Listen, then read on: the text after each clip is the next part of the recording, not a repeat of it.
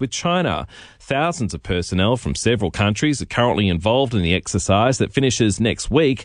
Labor Minister Tanya Plibersek telling Seven they're not considering adding Taiwan to the operation. I mean, it's a very important thing for Australia's defence. We've got a lot of countries, about 19 nations involved at the moment in the north of Australia with about 40,000 personnel, but that exercise is really focused on making sure that we are operationally fit. Western Australia is the strongest performing state in the economy stakes, according to the latest CommSec State of the States report.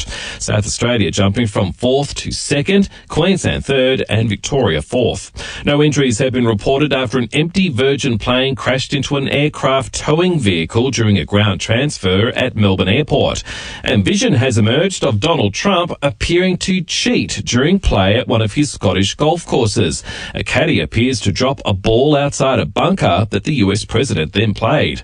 Up next, SEN Sport. Melbourne's embarrassing last quarter against the Saints at Marvel Stadium saw it cough up a 46-point lead to go down by a goal. St Kilda running over the top with a 9-goal-to-zip final term. Alex de Minaur is in action this morning in the final of the Washington Open, and Oscar Piastri has extended his F1 championship lead after winning the Belgium Grand Prix.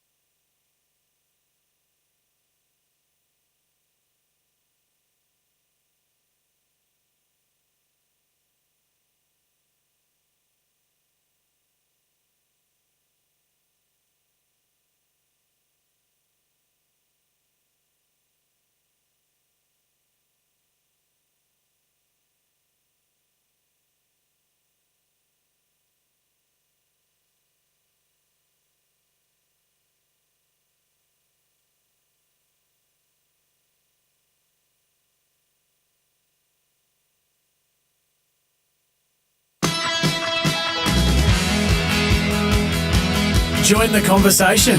Text us on 0499 736 736. Live across Australia on SEN Track. Giddy up with Gareth Hall. Good morning, Monday the 28th of July. This is Giddy Up.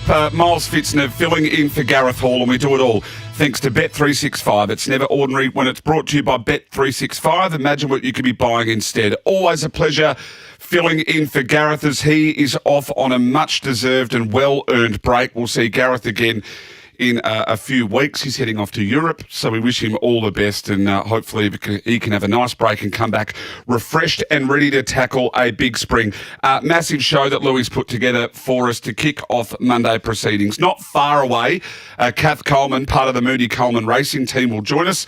We'll have a nice sort of relaxed chat to Kath. Nice double on the weekend. Really good juvenile they've got going around. Bridal waltz. And maybe a little bit leading into spring.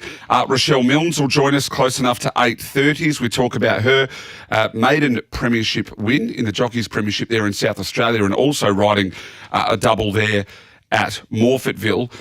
Then we've got the Monday breakdown. Mitch Lewis will join me. We'll run through Caulfield and Morphettville, and of course we'll discuss and read the steward's report there of Jimmy the Bear.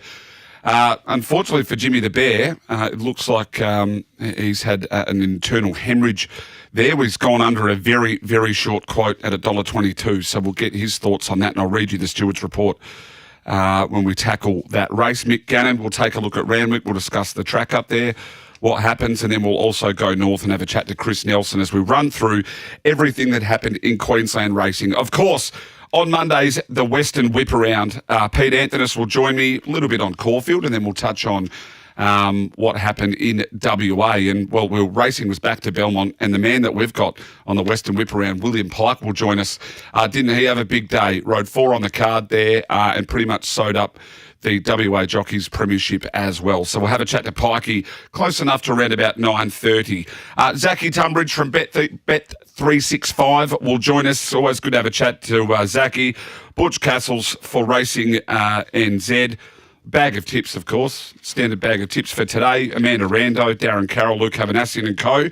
And then fast approaching 10 o'clock, we will have the Monday means test. Wayne Hawkes, John O'Neill in studio. We'll discuss everything that happened over the weekend of racing, but I'd love your thoughts, your main issues, your best or worst performances. 0499 736 736. That's 0499 736 736. And well, did you jump on with a few people into some short quotes? Were you disappointed in some horses? We'd like to hear your thoughts on that. Hey, let's kick it away. One of the absolute superstars of the turf. Had the pleasure of seeing Kath speak at a few functions too. She's an absolute jet, and it's a pleasure to have her on this morning. I speak of Kath Coleman, part of the Moody Coleman racing team. Kath, good morning to you. Good morning. Thanks for having me on. Always good to have you on, my friend. Hey, and it's always good to come on after you've had a nice couple of winners there at Caulfield. It's a handy little day. Yeah, definitely. I know it was a really satisfying day for us there on Saturday after what's been a pretty quiet sort of 12, 18 months for the stable. We've had some of our headline horses retire, and we've sort of gone through a rebuilding phase.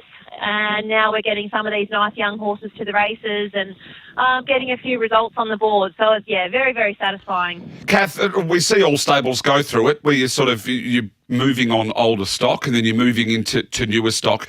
Tell us, when do you sort of get to the point, and what's it like where you go, right, a few of the older ones are going, we've got to get some new, fresh horses in, and that sort of turnover period? You already know leading in it's going to take you 12 to 18 months, but is there sort of a chat that you and Moods had and you go, right, we've got to do a bit of a reset here?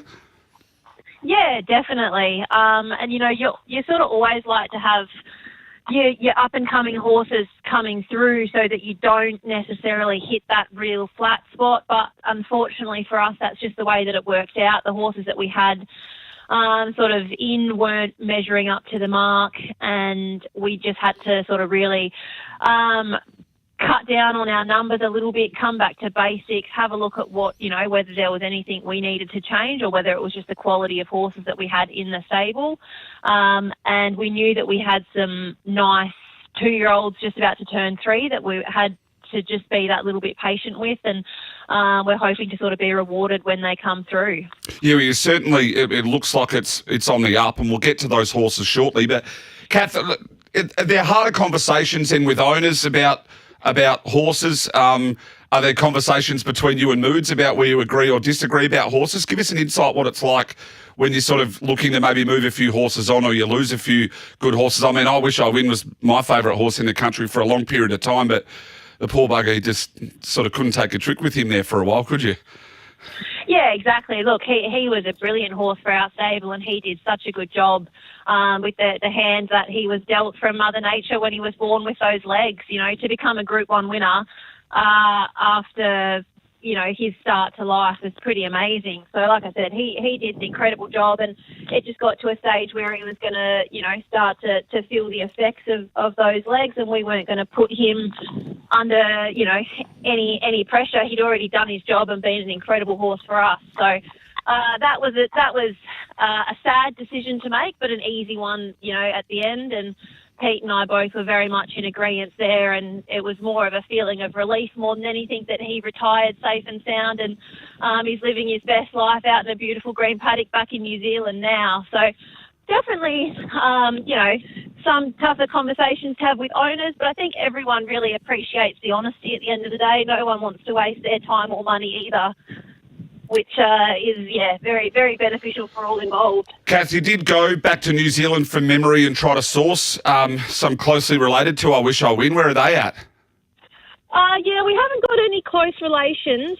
We have got another nice gelding from the Waikato team who actually does look quite similar to Wish, and he sort of arrived a few days after the old boy had retired, and Pete and I did a bit of a double take. He's black, he's got a white star, and there's a few similarities there, and he's got some really good form over in New Zealand. So he's just in pre-training at the moment, and hopefully he'll be one to keep an eye on in the future. His name is Sought After.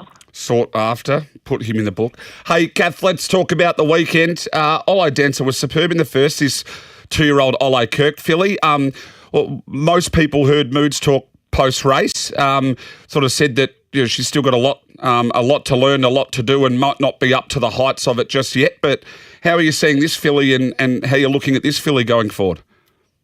Yeah, she's a filly that's just been a real professional from day one. A lovely, lovely little filly. And she came in, she had a really good first racing preparation. She went to Adelaide and won the Murray Bridge Magic Millions race, and we tipped her out after that. She came back in. She's had 2 really nice trials leading into Saturday. So it was, she's still learning and she's still developing as well. So to see her be able to, have a little bit of a gutsy win there on Saturday where she had to, take a gap and not just have it all her own way, it was really pleasing to see. So like Pete said, she's probably, she definitely still has a lot of development ahead of her. So we'll just be very patient with her. She's pulled up well from Saturday. She'll have a pretty quiet time for the rest of the week, and then we'll sort of have a good look at her and assess where we go next with her. And another smart one, Bridal Waltz, of course, the Schnitzel 3-year-old filly. Made it 2 on the trot after winning the Creswick, goes to the Bletchingley, gets it done there. It's another horse that looks like you might be able to carry on for a little while longer, try and target a race or two. Yeah, again, we'll just give her a pretty quiet week and see where we land with her. It probably, she's been up a long time, and the Bletchingley was a little bit of an afterthought in some ways as well, because it certainly wasn't a target race or a grand final like that. So she has been up a long time. So we'll just sort of have a look at her over the next week and again see. We're pretty wary of trying to, go one run too many. We'd rather stop on a good note after what's been a very, very good preparation for her. So, again, we'll just be closely guided by how she does over the next week. Are you happy with the team moving forward through the spring? Have you got a few that you're looking forward to seeing? Is there anything that maybe the listeners can put in their book that maybe down the track that they want to maybe have a bet on or follow the Moody Coleman stable? Yeah, once again, they're sort of horses that are developing and coming through. So they're all up-and-comers, but we've got a really nice Schnitzel filly called Conscience, who had 1 start last preparation at Sandown and won that. And we're hoping to have her back at the races on Wednesday at Sandown again. And she's a lovely filly. She'll definitely be one to keep an eye on, as well as an Autumn Sun filly called Vivid Sun. She had a similar 1 start last preparation before we tipped her out. And, really looking forward to just getting those 2 horses back to the races and, seeing where we can get with them. Kath, any ambassador roles lining up this spring? Have you got your eyes on something at Caulfield, anywhere else? They've been quite big in promoting the races.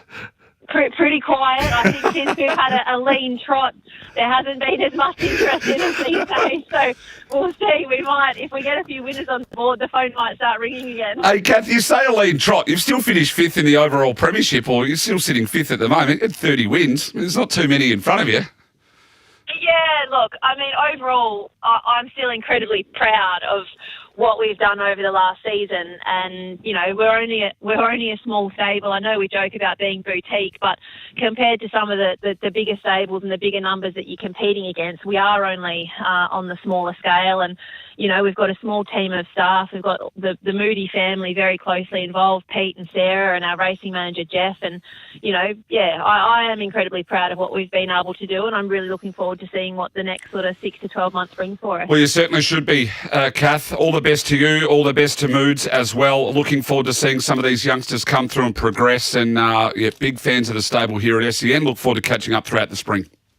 Thanks very much. Appreciate it. Catherine Coleman there, part of the Moody Coleman racing team. And like I said, Vic Metro Trainers Premiership, Kieran Maher at the top, 113, Ben Will and JD Hayes on 69, Anthony and Sam Freeman on 43, Graham Begg 33, and Peter Moody and Kath Coleman with Mick Price and Michael Kent Jr. both sitting on 30. So it sort of rounds out the top 5 or 6 trainers in Victoria. And look, we've seen it happen with many, many trainers right around the country, whether you're metro, provincial or country, you're only as good as the cattle you've got, and sometimes a bit of a clean out. And they knew that they had a leaner period. They lost poor I Wish I Win. I mean, what a horse he was. It's my all-time favourite there for nearly 18 months. Just an out-and-out star, but he had legs like mine, unfortunately. Not all that straight. Hey, 0499 736 736 to join the conversation. If you want to chat anything, and I mean anything, you can talk about St Kilda and Melbourne last night if you want. What a blow-up we nearly had here amongst the SEN track crew. David Taggart, John Donohoe went head-to-head in regards to the AFL. Do you want to talk about the Wallabies and the English and Irish Lions game as well? Damo's already chimed in. Good to see Kath keep the Pinatubo colt quiet. Obviously not biased opinion from myself. Good on you, Damo. I know you've been texting in about a few of those horses. We'd love to hear from you. 0499 736 736. We're going to jump to a nice early break. We'll come back on the other side, recap what's happening in the show, because we've just got to get Rochelle. Might even take an early news. Bang on 8:30. Be good to have a chat to Rochelle. It's an amazing effort. I'm not sure if you've been across it or you've been following it, but for an apprentice to take out the South Australian riding premiership, Jockey's premiership over there, essentially in the first 18 months of your riding career, is an unbelievable effort. So looking forward to chatting to Rochelle coming up. Willie Pike's still to join us. Monday means test, Monday breakdown, you name it, we have it. We'll be back on the other side of this.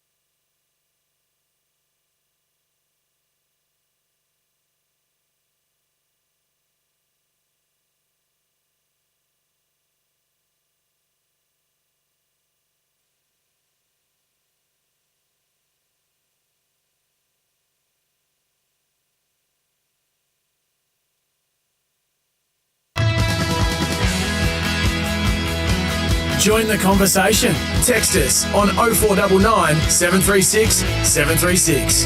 Live across Australia on SEN Track. Giddy Up with Gareth Hall. 250 metres to go from Bridal Waltz chasing. Then came Apache Song, Yellow Sam over on the far side. And back behind those Inhibitions, New York Luster. Recommendation at the 150 with Bridal Waltz. Bridal Waltz up to Recommendation, Yellow Sam. Bridal Waltz goes to the front. Kin is flying. Bridal Waltz, too good. Won by a neck. Second Kin, Photo third, Yellow Sam. Yeah, too good, Bridal Waltz. Welcome back to Giddy Up. Miles Pfitzner filling in for Gareth Hall. It's never ordinary when it's brought to you by Bet365. Oh, geez, I'll get that out eventually. Imagine what you could be buying instead. For free and confidential support, visit gamblinghelponline.org.au. Yeah, nice start. One thing I did want to chat about, just to recap, we've got Rochelle Milnes joining us from 8:30, Willie Pike not long after the Monday breakdown, and we've still got the Monday means test as well, Johnny O'Neill and Wayne Hawkes to join us. A couple of things I wanted to mention as we lead up to possibly an early news is I wanted to read the steward's report of Jimmy the Bear. A lot of people sort of like to comment on social media. We're not entirely knowing how things panned out. Jimmy the Bear obviously finished second, as many of you would have seen. I want to read the steward's report here. Jimmy the Bear. Rider Ben Mellon reported to the stable had removed the gelding's blinkers to assist Jimmy the Bear to run a strong 2400. He added his mount settled well and had every opportunity. However, in his opinion, did not close its race off as it had in recent starts and had recommended to connections to reapply the blinkers. A post-race endoscopy of Jimmy the Bear detected a degree of internal exercise-induced pulmonary hemorrhage that may have affected the gelding's racing performance. A vet clearance will be required prior to racing again. Co-trainer Michelle Payne reported that the stable would assess Jimmy the Bear in the coming days before a decision is made regarding the gelding's preparation. Stewards will follow up with the stable. So you can see that it's a vet clearance is required again for Jimmy the Bear, and it was an internal exercise-induced pulmonary hemorrhage. Also to mention too that Ben Mellon in that race, it might have got a little cheeky little fine, maybe a suspension for maybe overusing the whip, just a fraction. Hey, what we also wanted to mention as well, those that were on Salsa Fallow, we saw sort of a big development in regards to Melbourne traffic, which is why it made the news, but there was a quite a horrific-looking car accident. And one of Henry Dwyer's horses, Salsa Fallow, and stable staff were caught up in that. From the news reports we've read and the understanding that we've got so far is that the driver was taken to hospital of Henry's staff, and we are sort of hearing, I think, that he may have been released, but I think one of the other drivers is still in a pretty bad way. Thoughts with everyone concerned there. Both horses were okay. There was a Shetland pony in with Salsa Fallow in the float. We'll try and we'll chat about it a little bit later on in the show with Wayne Hawkes and with Johnny O'Neill, but we will also try and get someone on in the next day or two just to check on everyone and make sure that everything's all okay. But that was the reason that you saw Salsa Fallow taken out of the race, and that's why you also saw that there was a significant amount of traffic congestion around on Saturday morning, especially getting to the races. It's shades of, I know Gareth's spoken to Bob Peters before about it, but you remember the Peters truck crash that was over in WA. They ended up naming the horse that's with John Leake called So Brave, which actually jumped out of the truck, but some of the wheelings were unfortunately not able to make it through that accident. So it's a big risk transporting horses. So hopefully all involved with that on the weekend. I know Henry's overseas at the moment, but everyone all involved in that is okay, and we will get an update for you as soon as we potentially have one. What we are going to do is we're going to try to jump to an early news if we can to get Rochelle back on bang on 8:30. This is Giddy Up for Gareth Hall. Miles Pfitzner filling in for him. Brought to you by Bet365. It's never ordinary when it's brought to you by Bet365. Imagine what you can be buying instead.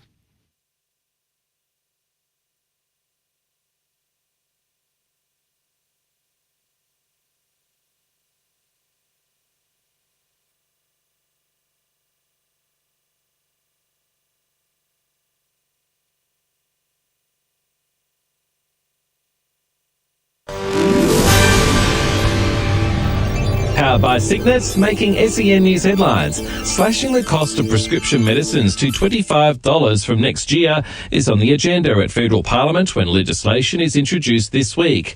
The latest ComSec State of the States report shows WA as the best performing state on the economic front, followed by South Australia, Victoria dropping from second to fourth, and claims of cheating against Donald Trump while playing golf in Scotland.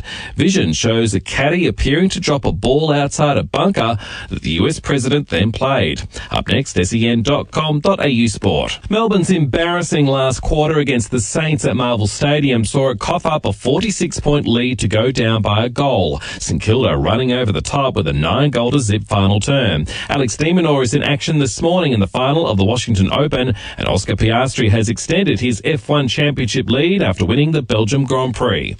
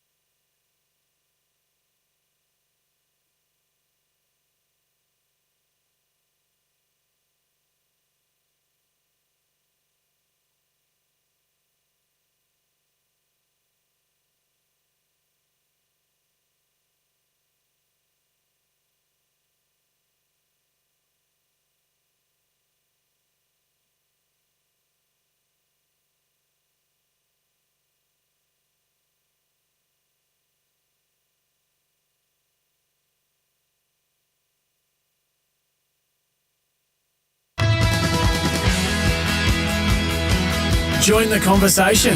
Text us on 0499 736 736. Live across Australia on SEN Track. Giddy up with Gareth Hall.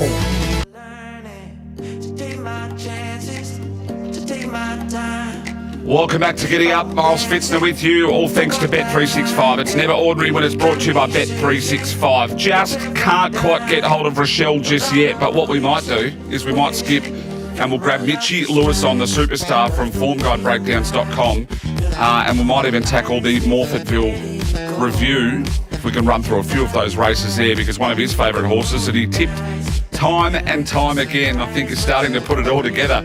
So we might have to jump back aboard that train. I speak of Sav on Ice, but we'll discuss that very shortly. Let's get into some of the Monday Breakdown. It's now time for the Monday Breakdown. Mitch Lewis, good morning to you. Good morning, mate. How are you this morning? Well, I'm a lot better than you. You come all the way to Melbourne to watch the Demons, is that correct? Yeah, that's right. So it is what it is. What did Rex Hunt used to say? Saints fans. What did Rex Hunt used to say? I'm as flat as a Scheisenhausen Carter's hat. Well, look, we end up in the same spot in the ladder as it is anyway, so what's the matter? Yeah, it's pretty stiff. Pretty stiff. Yeah. Greatest ever come back from three-quarter time. Any stiffy would be dead. Hey, mate, I've got Rochelle on pretty shortly, probably in about 15 minutes. We might do Morphettville. I'll grab Rochelle, and then we'll go back to doing Caulfield, if we can. It was a fascinating sort of a track there at Morphettville on the weekend. I thought that probably, it looked like you wanted to be off the fence, but I don't reckon there were too many that cottoned onto that too early. No, it's generally the way when it's wet, and it's funny, isn't it? Some of them, I don't know. I've said this before through the carnival. They won't become really wide. I don't think they have to come that wide all the time. And you see some of the jockeys on Saturday decided that maybe cutting up the inside would be the go. So, look, I did the review. It's a tricky track to review given those conditions, like deteriorating through to the heavy. But, yeah, generally most cases you want to be wide in the middle of the track, particularly when it's wet. A lot of people with Brave Star in the first, your $2.90 favourite, goes under to Shoeless, who won at $4.60. Under the Cone, ran third there for Richard and Chantel Jolly. You make much of the first? Again, one of those tougher ones, isn't it? Sort of, for me, this race was who was going to handle the conditions best. Probably Shoeless looked good, looked the value. So Brave Star had form on the vet, but no, good on Shawnee Mathrick to bring one across. Let's get to race number 2, though. This was your best of the day at Lingani. You said this horse would swim, and swim it did. Took care of them pretty comfortably. Yeah, that's one of the things, isn't it? Just it was a horse fit third up, love the heavy track. So, look, I mean, horses to follow, it's a tricky sort of meeting for them. But if we find any more heavy tracks like that, and Lingani's on one, you just got to go again. 7.4 lengths it was, Miles. So, yeah, he's put a big hole in him. Let's get to race number 3, though. This horse will do your head in. I don't know how many times you and I have discussed this horse. You're with him. He's put his last 3 together, and he's won his last 2 by a combined 13 lengths. Sav on Ice. Yeah. Funnily enough, when I was at Flemington last week, someone came up to me and said, I can't believe you jumped off that horse. So 2 weeks in a row, shout out to that person. So, look, he looks like he's figured out. I think a long time ago they nominated him for a Cox Plate, and you and me have sort of discussed that he's not looked anywhere near that. And then in his last 2, all of a sudden he has. So wouldn't be surprised if they have a big throw at the stumps and see him pop up for some races. I'm not talking group races, listed races. I'm talking, benchmark level where the prize money's worth double over there in Victoria. Absolutely. Race number 4 from the block took care of them pretty comfortably. Yeah, this is another one, interesting horse. I thought it was short enough. I had it on top, but didn't bet. So this is that ex-Hong Kong galloper, came out and fell in at Gawler on a heavy track, put a massive hole in him at Balaclava, and then there's one pretty impressive to hear again, 3 lengths pretty softly, so I think he's got some good upside. It is worth following. Like, he sort of built up through his grades nice in his last few. Let's get to race number 5 on the card there. Delightful Shecky for Dylan Kibosh. Got it done again. This horse seems to be going pretty well. Metrical and Impending Diamond rounded out the numbers, but this horse seems to be going pretty well for Dylan Kibosh. Yeah, they're a bit funny, this lot. Metrical and Delightful Shecky have sort of taken turns in their last couple now. So, tricky enough race to follow anything out of, and this is where we really started to deteriorate the track. I think this was the first one onto the heavy 10, so this is where the meeting sort of started to become a bit muddling. Race 6, number 3. One from lane 16, sorry, Miles. So 15 and 16, this is where they really started to stretch wide. Race 6, Big Sue, got it done for Daryl Dodson and Rochelle, who's going to join us very shortly. But, yeah, this horse swims. Yeah, one of Rochelle's 4 wins for the day. She was what a way to do it as well, bring up your premiership. But Big Sue, you mentioned Friday, one of the ones that swims, loves that ideal track, good ride. Just didn't settle too far back, which I think sometimes is Big Sue's problem. So only settled about 4th in the run. So worked out perfectly for Rochelle in that one. Race number 7, Rochelle, again with Silent Emmy for Will Clark and Nikki O'Shea. Yeah, interesting, this race. This is probably one of the faster tempos of the day. And Silent Emmy just strong up there on speed. So one may be worth following, like 9.6 lengths faster than class average, and has managed to hold on off that extremely quick tempo over the 2000. So I thought that was one of the more impressive wins of the day. Race 8, the Lightning. This is a listed race for the 2 and 3-year-olds, and Sakala got it done for Clarkin and O'Shea again, a running double there for Rochelle and that team. The beat for Delio for Toby Lake and Sue now for Darryl Hewitt has just been super this prep, but it was a really nice run in transit here for this horse. Yeah, that's what I was going to say. I reckon of Rochelle's wins, this is probably the best ride. She's just followed the right horse, Phil Dello, the whole way down, and then in the straight, peeled out. They were the 2, obviously. Sir now at the top of the straight, he's one of yours, and I thought, oh, here he goes. He's going to absolutely run through the line like we'd seen him do, but maybe the track's just caught him out a little bit, but no, you can't take anything away from Chikala. And even Phil Dello for Toby Lake, first time travelling Victoria across to Morphettville, and lost it by a bob. So, yeah, I wouldn't be jumping off Phil Dello. It's sort of, what's his first prep, and it's thrown up some really big weight for age numbers. So, it's a horse I think worth following into its future. Solar Mist, Perfect Line, Cooler Jets rounded out the top 3 placings in race number 9. Before I jump to a break and get Rochelle on the other side of it, we'll come back to do Caulfield after her. But have you got horses to follow out of the meeting, or just pretty tough considering the conditions? Again, like I said, I think it's tough to follow out of the conditions. I think if you ever see Lingani on a heavy track, you just got to go again. Sav on Ice and From the Block, I think they're progressive, and if the trainers are going to continue to put them through their grades, you could see them go into some stronger benchmark, higher level races, because those 2 horses are just winning and winning well at the minute. Mitchie, appreciate you jumping on just a fraction early. We'll grab you in about sort of 5 to 10 minutes' time. Yeah, easy, mate. I'll chat to you then. Mitch Lewis there as we took a look at Morfettville. A quick break. Rochelle Milnes to join us on the other side of this. We've still got the Caulfield breakdown, Randwick with Mickey Gannon, Bag of Tips, Monday Means Test, Willie Pike, Western Whipperound, you name it. We have it. Back in a moment.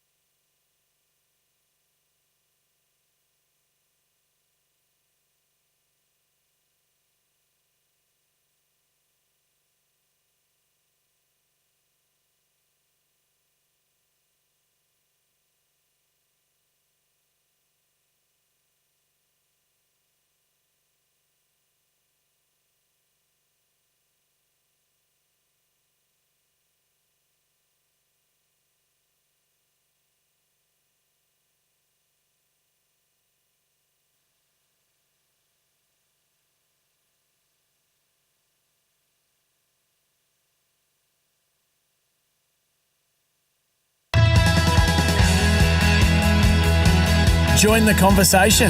Text us on 0499 736 736. Live across Australia on SEN Track. Giddy Up with Gareth Hall.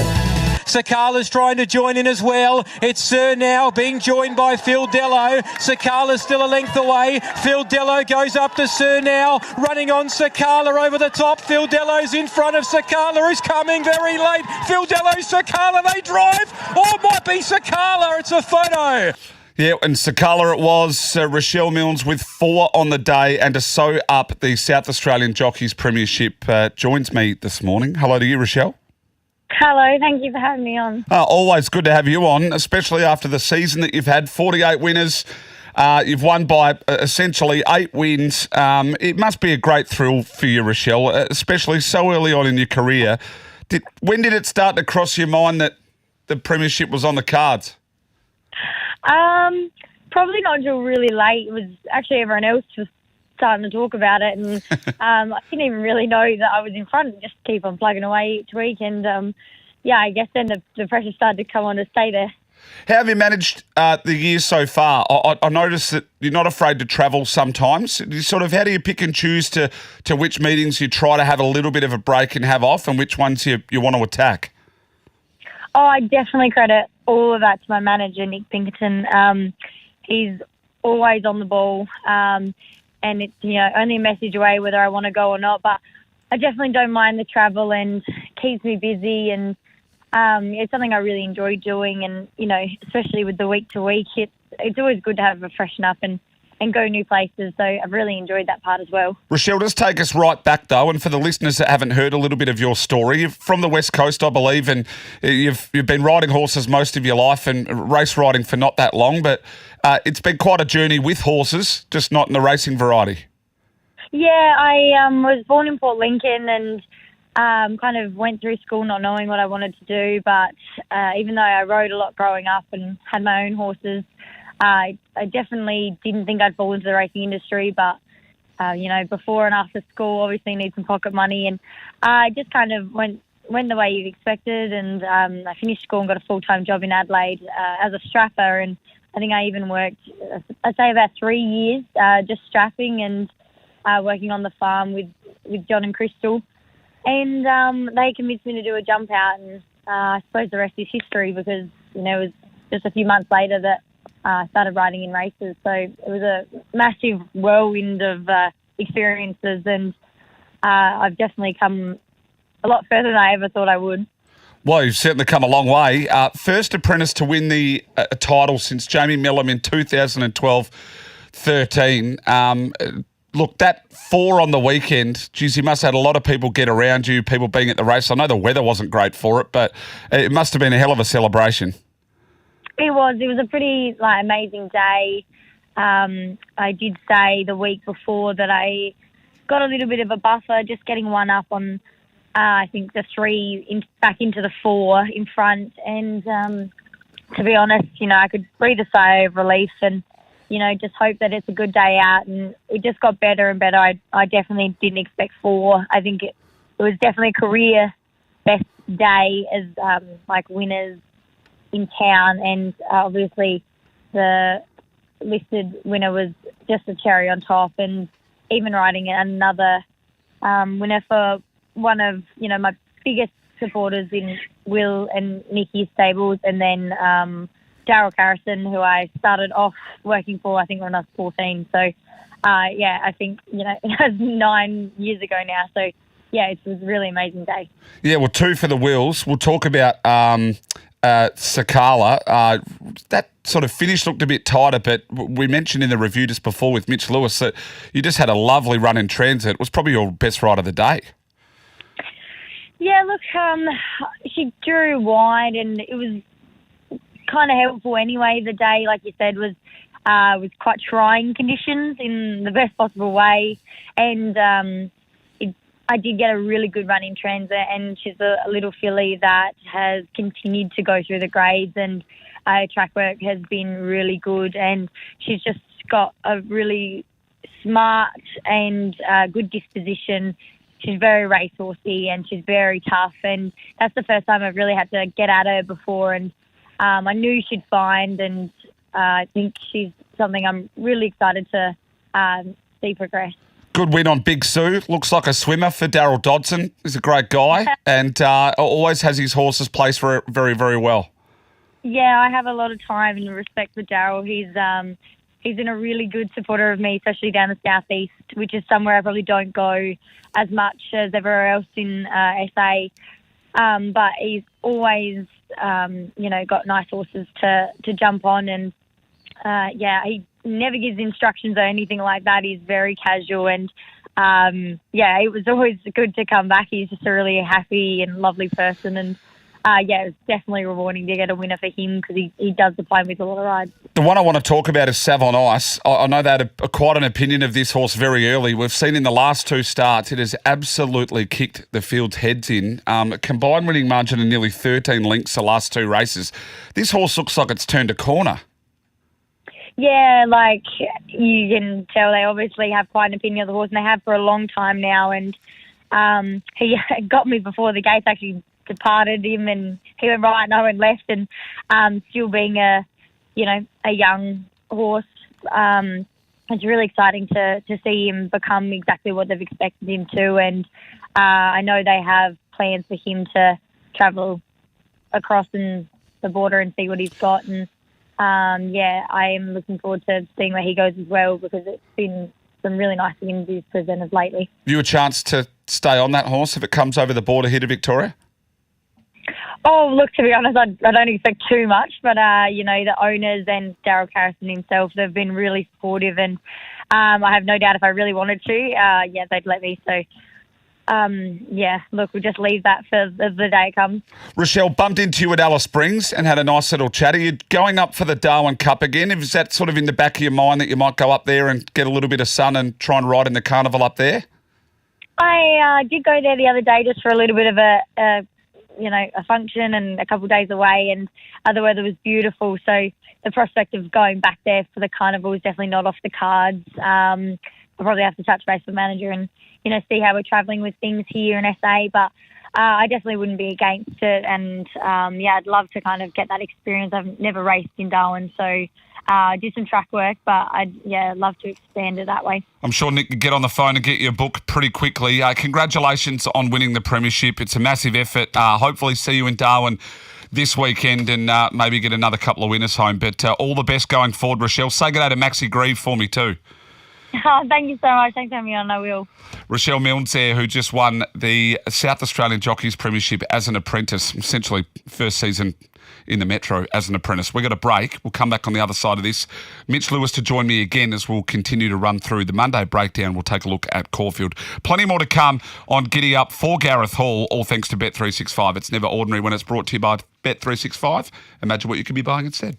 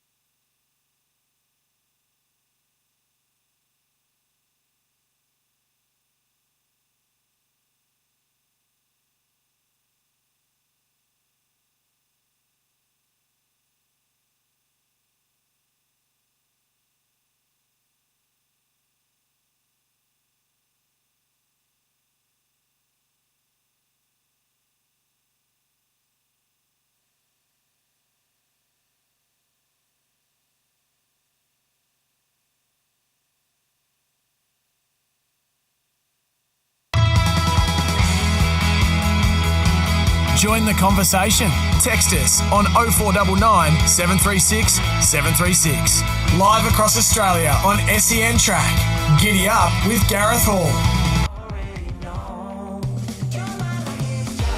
Welcome back to Giddy Up. All thanks to Bet365, of course. It's never ordinary when it's brought to you by Bet365. And what is gambling really costing you? Miles Pfitzner filling in for Gareth Hall. We continue the Monday breakdown. Mitch Lewis joins me again. Mitch, hello to you. Hello again, mate. Hey, let's get stuck into Caulfield. I want to start, it's a few interesting ones here. We'll start with race number 1. Olo Dancer beats Thanks Gorgeous, and a horse I've got a bit of time for in Shy Star. Yeah, can't take much away from the winner. Finished off quite strongly, even held up near the 400 for a little bit. I thought maybe the disappointment was Cherish Me, but couldn't see anything, sort of outstanding there in the Stewards report. And then perhaps the one to follow, I know I'm pinching it from Dean Watling, but Nick Ryan's Meadler raced very greenly in the early stages. And then once it got a sort of clear run in the straight, finished off strongly. 10th fastest, last 600 of the meeting, fastest of the race. So I think that's a horse worth following out of that race. It just typical 2-year-old sort of race, really, wasn't it? I know it's at the end of the season, but there was a few in here that raced quite green and have improvement. Yeah, certainly, absolutely flew home. Don't forget too, we're on Facebook. You can watch us on YouTube and Facebook, live streaming on the SEN app, of course. Let's get to race number 2 on the card, taken out by Pop Award. Verdot, maybe a fraction disappointing. Luna Cat rounded out the numbers there. Yeah, I'm not sure. I mean, I wouldn't be jumping off Verdot. I think Pop Award is another horse that just sort of knows how to win as well. They've gone along quick in this race, which has set up those two horses. Shinkui, Bold Print go out at a quick tempo. Pop Award and Verdot just settle in good positions. Both of them, some of the quicker closing splits of the day. Moonhaven fastest of the meeting, last 600, last 400. But Pop Award and Verdot, I think, are just horses that sort of know how to win or know how to hit the line strongly. So, not much sure what else you can take out of that one. We read the report out earlier, but Jimmy the Bear went under an extremely short quote. Some people were questioning the 2400, but we've seen with the Stewards report there may have been an issue.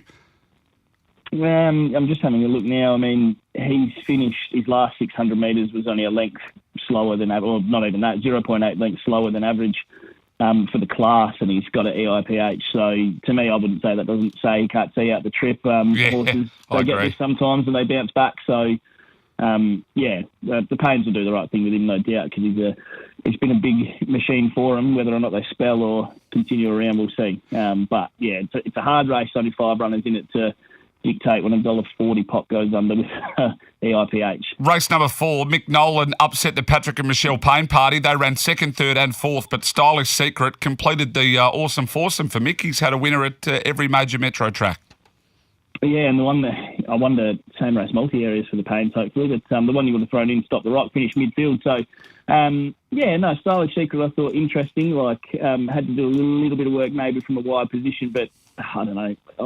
The staying races are a little bit harder to take out sometimes when they sort of take in their turns. I thought Verona Ropes was pretty good, probably stepping up slightly in grade. And maybe the disappointment, but not huge takeaways in this race. We'll get to races 5, 6, 7, 8 and 9 just on the other side of the 9 o'clock news if we can, Mitchie. We're just running a little bit short on time. This is the Monday Breakdown. Mitch Lewis from formguidebreakdowns.com joins me as we're about to discuss the quaddie legs there at Caulfield. Mick Gannon, Chris Nelson, Pete Anthonus, Willie Pike, all still to join me closer to 10 o'clock. We've got Bag of Tips still to run as well. And then, of course, the Monday Means Test, Johnny O'Neill and Wayne Hawkes to join me here in studio.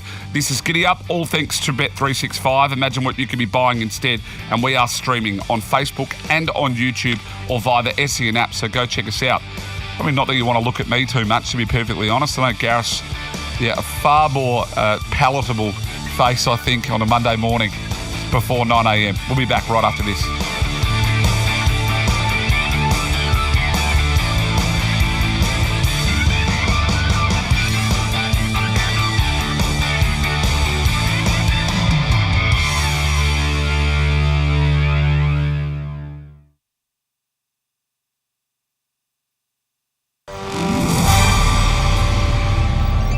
By Signet. Good morning. I'm Nath Gardner with SEN News. Outback Wrangler star Matt Wright is facing trial in Darwin over charges linked to a fatal 2022 helicopter crash. He's accused of attempting to pervert the course of justice following the death of co-star Chris Wilson. The trial is expected to run for up to 5 weeks.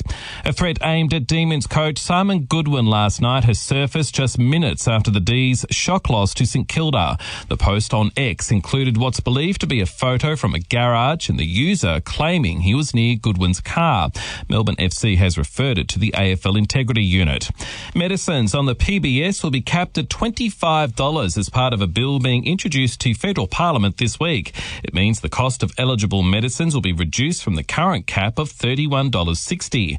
Trent Toomey from the Pharmacy Guild has told Seven the news is even better for pensioners and those on concession. If you're a concession card holder, so one of the 7 million Aussies that has a healthcare pension, concession or war veteran card, your price of $7.70 is frozen for 5 years. At Melbourne Airport, a Virgin Australia aircraft has collided with a towing vehicle during ground operations. The incident occurred shortly after the plane was disconnected from the tug.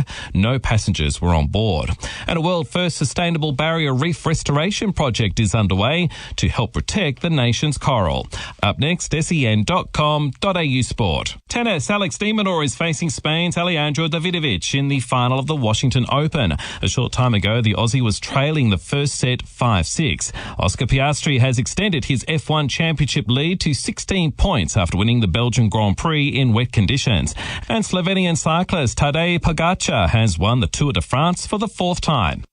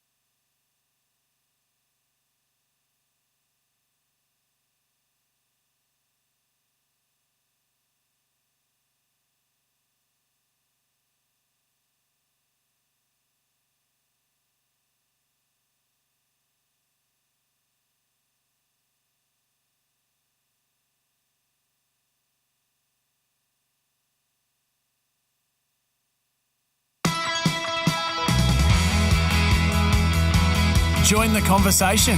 Text us on 0499 736 736. Live across Australia on SEN Track. Giddy Up with Gareth Hall. Welcome back to Giddy Up. Monday morning, 28th of July. Miles Pfitzner filling in for Gareth Hall. We're up and about. Gareth having a well-earned break, a very well-deserved, well-earned break. And I'm going to take over for the next 2.5-3 weeks. A little break in between, heading off to the Darwin Cup in between. Got commitments up there, but we might even try and do some of the show from up there too. I think Gano's going to jump in the chair for a couple of days. All thanks to Bet365. Imagine what you could be buying instead, because it's never ordinary. And a man that's never ordinary, in fact, he's a freak when it comes to dissecting races, is Mitch Lewis, as he joins me. Mitchie, hello again. Hello, mate. We'll continue along. Let's move to race number 5 at Caulfield. Behaviour for Gavin Bedgegood and Jamie Mellon beat Bossy Benita, and a horse that I think we can follow at some point in Damehood for Kieran Maher and Jayla Kennedy. We'll have a chat to Johnny O'Neill about it later. But was a nice little race this, but was happy to probably take on Notesy. Yeah, Notesy, it's interesting. I was against Notesy as well, but found itself in an interesting position. I sort of didn't expect it to sort of settle there forward, so I thought it was better when it's chasing along in the race. I'm not going to jump off the horse. It had a huge, impressive figure last time at Murray Bridge, and they tend to flatten out a little bit after that. So behaviour, hard to knock, really good, winning from that position, sort of 10th in run the whole way and finishing off strongly. Let's get to race number 6 on the card. Vain Champagne beat Delicate Lady and Shadava. I thought Sunsetting is probably one that was pretty unfortunate in this race. Yeah, I think, look, really for El Rocco, it was just set up perfectly, the race at the slow tempo that they've gone at. He's had the ability to lead at quite that slow tempo, sort of 4.5 slower than average, and dictate the race out in front. I know Ellswood was there with him, but Ellswood's pulled up lame, so it's always hard for horses like, Moonamek and Forgot You that have to hit the line strongly when you can give El Rocco that sort of juice left in the tank, isn't it? Yeah, it certainly is. That'll be race number 7 on the card. We'll go back to race number 6. Oh, sorry, mate. Yeah, that Demons game's rattled you. It's rattled you something chronic.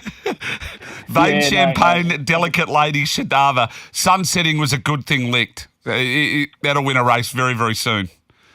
Yeah. It was funny Sunsetting to get in the position it did and then sort of get back a little bit. So not much in the notes, really, just sort of held up. So you're right. I think the clear run at it, it probably runs the race. But Shadava, so she was one to follow, certainly. I thought Shadava, I don't know what you do with Shadava. I think it's going to win a race like this, if you know what I mean. Tom Dabernick's smart where he places his horses. If you see it pop down slightly, maybe into a benchmark race, I think it's got a win in it. Shout out Nick Ryan. I had someone text me Saturday, the wrong Nick Ryan one wins the race. I think they were all about Savage Revive and Vain Champagne goes and does it. So funny old race. But no, I'm with you. Sunsetting was one of the eye catchers of the day. And we heard your thoughts on El Rocco. I thought Forgot You. It was good to see that horse return like that, and Moonamek as well. Yeah. Like I said, El Rocco's had the ability to go softly up on speed. So he's had juice in the tank left. He's always going to be hard to catch. And I think mappers in the race sort of thought that was probably how that race looked. And Ellswood backers, Ellswood's pulled up lame, so forgive run. What did you make of the feature? Race 8, the Bletchingley Bridal Waltz was too good, I thought. Kin, Yellow Sam, recommendation, sort of did recommendation things at the moment. Which way are you going to lean here moving forward? It's interesting because, again, it's similar to that El Rocco. So when they run races at, 4.5 lengths slower than average, Bridal Waltz sitting up there near the speed, if they've got only a little bit of turn of foot, it makes it really hard for them to catch. So Bridal Waltz has just settled in a good position, and you'll have to forgive me, what is it, 100-odd years or something, 50-odd years of the Bletchingley, and only one other 3-year-old filly has won the race. So Bridal Waltz has broken some sort of record there to do that. So really good. She's obviously got that really good form line with She's an Artist, but would I want to get caught up in these sort of, is she going to go forwards and win Group 1s? I'm not sure. She's a good horse, certainly, but she's got to run this race to suit, really. And let's get to the last on the card. Fascinating, this. Windstorm. Well done to the Mailbag Bloodstock team and to Gavin Bedgood again. He just keeps delivering. We might even try to get Bedgie on this week at some point. But this horse hadn't won for years. And it's fair to say that. Years. Yeah.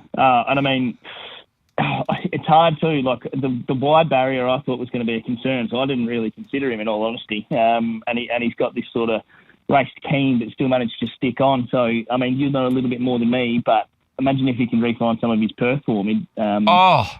Mate, over in WA before he came over, he was enormous, and then. Look, we've seen him come over here, but you're talking sort of well up over 1,000 days for this horse. So it's a long time between drinks. Yeah, so full credit. Well done to Gavin Bedgood and the team, as you said. And anyone who got the trifecta out there, you'd be absolutely laughing.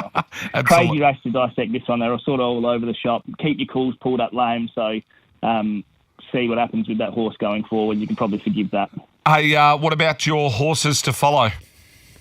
Yep, so again, we mentioned them, but we'll touch on them again. Miwa in race 1, I just think it furnishes up a little bit, probably improves off that run. If it didn't race so green, it goes closer. And the race was skipped over Sunsetting. I'm with you. I've written that down here as a note and completely forgot the race. Yeah, I would have forgotten it too after you've just had the biggest three-quarter time comeback of all time against your favourite side, not to bring that up again. Hey, Mitchie, appreciate it as always. Looking forward to chatting to you throughout the week and while I'm on Giddy Up. Oh, good, mate. No worries. Have a good one. Cheer up, mate. It's not that bad. It's not that bad. Hey, no, I'm okay. I'm just trying to be restrained here this morning in a hotel room. So it's just a footy game, mate. We can improve from here. And I mean, you come down here, I'll buy you coffee. Yeah, thanks, mate. I'll chat to you later. Mitch Lewis there as we took a look at Caulfield and Morphettville. The man that I just love to chat to, he'll also sit in this chair. He's just a jet. His name is Michael Gannon. Hello to you, Mick. G'day, Miles. I'll tell you what, you haven't missed poor Mitchie this morning. He's just come off one of the great defeats and you've reminded him 10 times in 10 minutes. Yeah, look, I was doing my best. I might have to go around and see him at the hotel straight after this. He's still sitting in there. Poor mate. Hey, I know you're short on time, mate. Do we need to touch... I'll definitely have to touch on race 1. A lot of people were keen on Naswar up there in Sydney. What was that? Yeah, it wasn't much of a performance, to be honest. Like, there was a lot of talk earlier that the suggestion that the sectional gurus and the track-rated pros were saying that, it was a heavy 11 and they'd gone ridiculous time in front. Well, the punting form data is telling us that they've gone 3.3 lengths slower to the 600 metres, and that's based off a soft 6. And if you reflect on what's happened post that race, many of these races have gone significantly faster. So there's a fair bit to dissect from that, but I think all in all, Naswar was very disappointing. What I will say from the meeting, though, Miles, is it was very hard to be on speed and win. The majority of winners were between around that 4 to 6 lengths off the lead of the 600 metres. So the way that track played, there's plenty of forgive runners, but out of that first race, you wouldn't be steaming into a Naswar. And, we spoke about the Sydney set. We were more than happy to be against it and be with an Asheville Jack. They got the job done. Coibito in behind the inferior lanes was very good as well. And I think a horse like Steel Knight probably relish getting out to maybe 1,400 metres at some stage. But I think the most progressive horse out of that race is Nashville Jack, and the 10 Coibito would probably follow both of those with a bit of confidence. Sydney set followers would have cleaned up. I want to skip the midway and the highway if we can. You and I were texting about this with Paps, of course. Race 4, Glorious Moments. This was an enormous win. Some sort of win, and we spoke about this throughout the week. So the figure this horse produced previously at Canterbury was very, very good. Miss Jones was there since so-and-so who's come out and won. Miss Jones probably should have won again, and had 5-week freshen. And Jim and Greg Lee, they're flying, like proper flying. They don't have a huge stable, Miles, but what they're doing with their horse at the moment is really good. And Glorious Moment come out and gone to a completely new level. We weren't sure if we could trust that figure because there's a small data set. Jim and Greg Lee have 10 horses. 10 horses. Glorious Moment.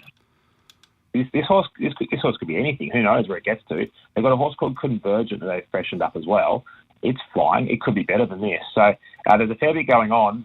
They're stable in there. They've got a really, really good, small team, but 2 really good horses there. They'll be winning Saturday races. And but this horse has put 4 lengths on Cadetta, like all these decent sort of, off-season 3-year-olds.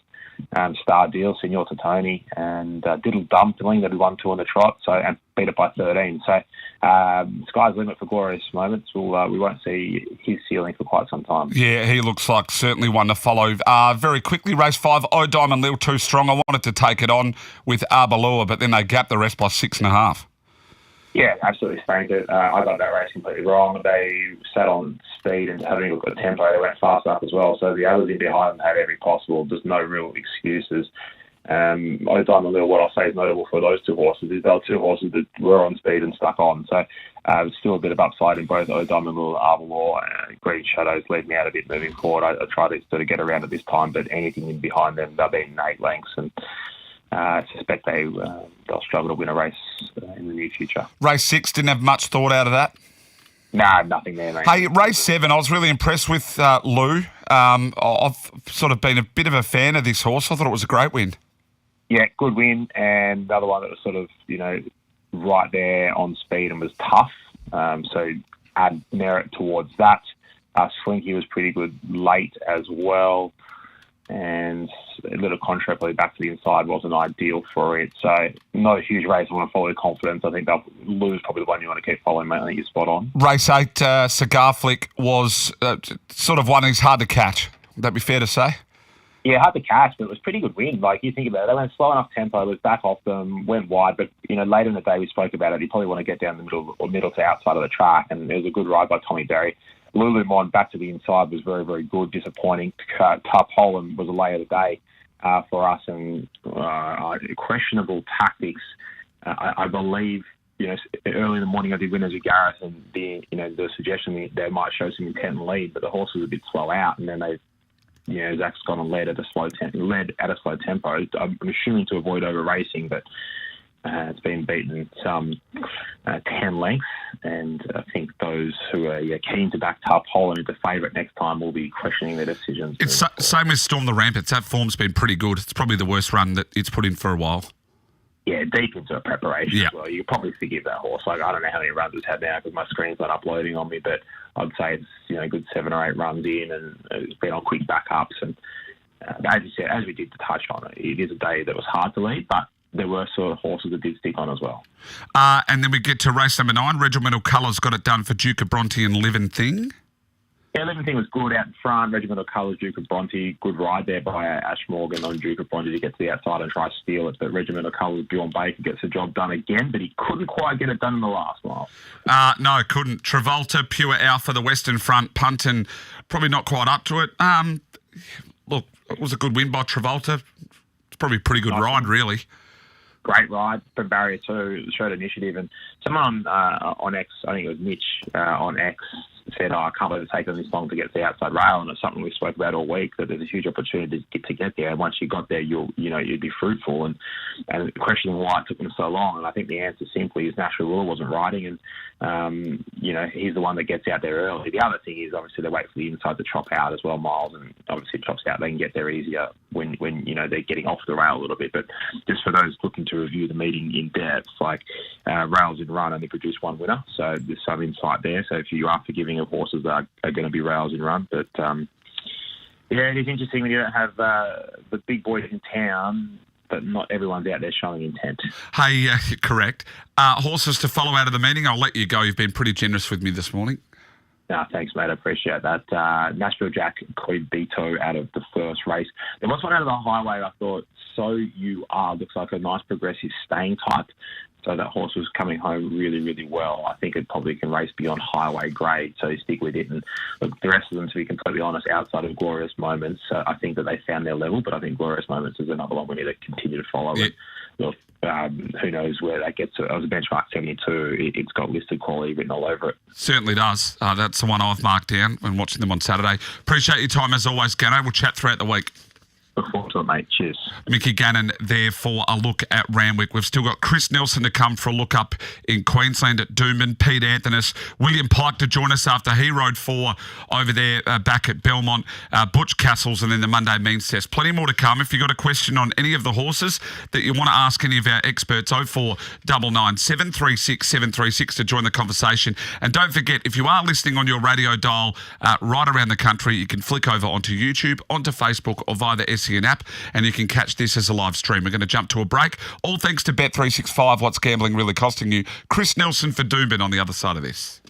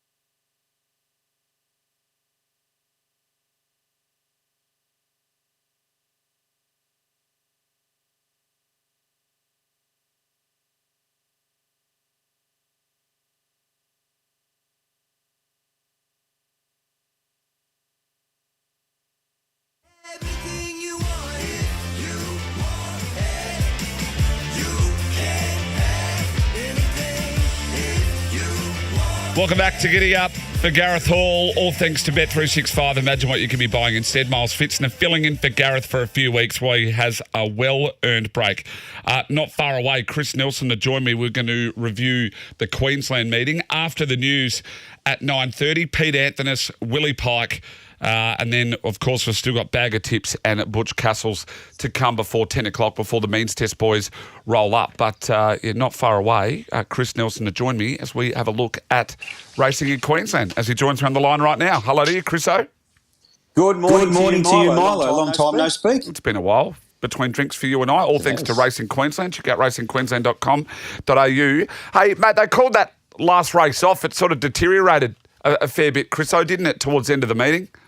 Yeah, look, we knew the rain was coming. You could see on the radar there was plenty of rain on the way. It was just a matter of when it hit and how much of it hit. And it hit after race 4, so we had a pretty decent delay there between races 4 and 5. And unfortunately, with the light the way it is at this time of the year, there was no way knowing we were going to get that last race in. So that last race, which was a good 3-year-old race, goes to Doomben on Wednesday. So we haven't lost it. It'll be added to the card on Wednesday. Beautiful. Hey, it's one of the first times I've seen in about 4 years where we've had rain in Adelaide, Melbourne, Sydney and Brisbane all sort of in the one weekend. It doesn't do that very often. No, and it's one of those days that you have a bet and you think probably shouldn't have had a bet today because I hate wet tracks personally. I think you do too. Yeah, I'm the same as you. It's just too unpredictable and it becomes a bit uninteresting for me. And look, Sydney was the same. Sydney was definitely heavy, not soft. Absolutely. And that track with the rail out so far also made that a bit of a joke. So one of those weekends we put behind us and move on to the next one, I think. Well, let's skip through a few of these then. Race 1, Destiny Summit, Australasia and Mashani Extreme. I didn't take too much out of this, but Australasia, well, that come from nowhere. $101. I was going to say 101 shots. See how it goes next start. But this was an interesting race because we had Boomshanker and Dragon Link as the two favourites. Boomshanker was under pressure in the straight and just shifted out for Ange Jones and took a few with it. And the others got through along the inside. Destiny Summit, $26, had been consistent. And Australasia, late as you mentioned. So 26, 101, 31 and 41 ran the top 4. Don't think I'm too keen on that form. Yeah, we'll wait and see what happens. Let's get to race 2. This is where, I tried to stick with my old mate Weagle Tiger and he got done by Space Age. Look, the thing with Regal Tiger is he needs a rock-hard track. He needs a good track, a good 4. He got the soft 5. It just wasn't quite dry enough. He did a good job. He couldn't hold off Space Age, but I mean, Space Age has been going through the motions of late. Regal Tiger may not be as good as he was, but however, he needs that good track, and he didn't get it. Cadal is an absolute cat. Yeah, drinks milk. Race 3, Kairos Louis, Rock Hard Love and More Love. Took out these 3. I maybe expected Rock Hard Love to go one better, but they were sort of the 3 that were fancied in the market. They were, and if you look at the run of Rock Hard Love, it was the run of the race. Back in the field, had to weave through Ryan Maloney and almost got there on the line, was beaten less than half a length. So it's the one to follow, I'd say, going forward. They're an average bunch. Kairos Louis, I can't believe it started $5. I mean, that tells you what sort of race that was. So not too keen on the form there. Maybe Rock Hard Love in something similar. We go to race 4. Drakina for Troy Pascoe got up here at $5. Ramp it up and backstage. Was another race that looked tough enough. I don't think there's sort of too many I want to be taking out of here. I don't know whether a punter keeps going around. Has he nearly had enough?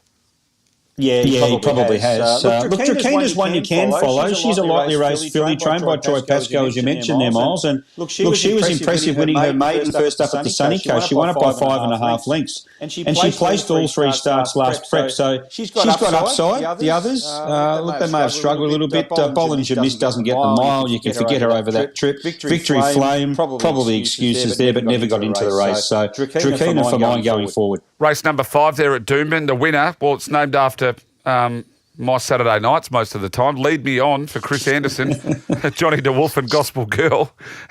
Rounded out the numbers, but decimated with scratchings this race.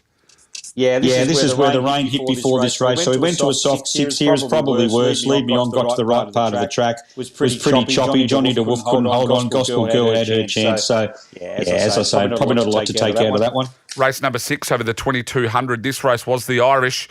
They relish in these conditions. A bit of the Blarney ran second. What are the chances of that happening? the Irish and a bit of the Blarney running second. Well, probably on a day like we had.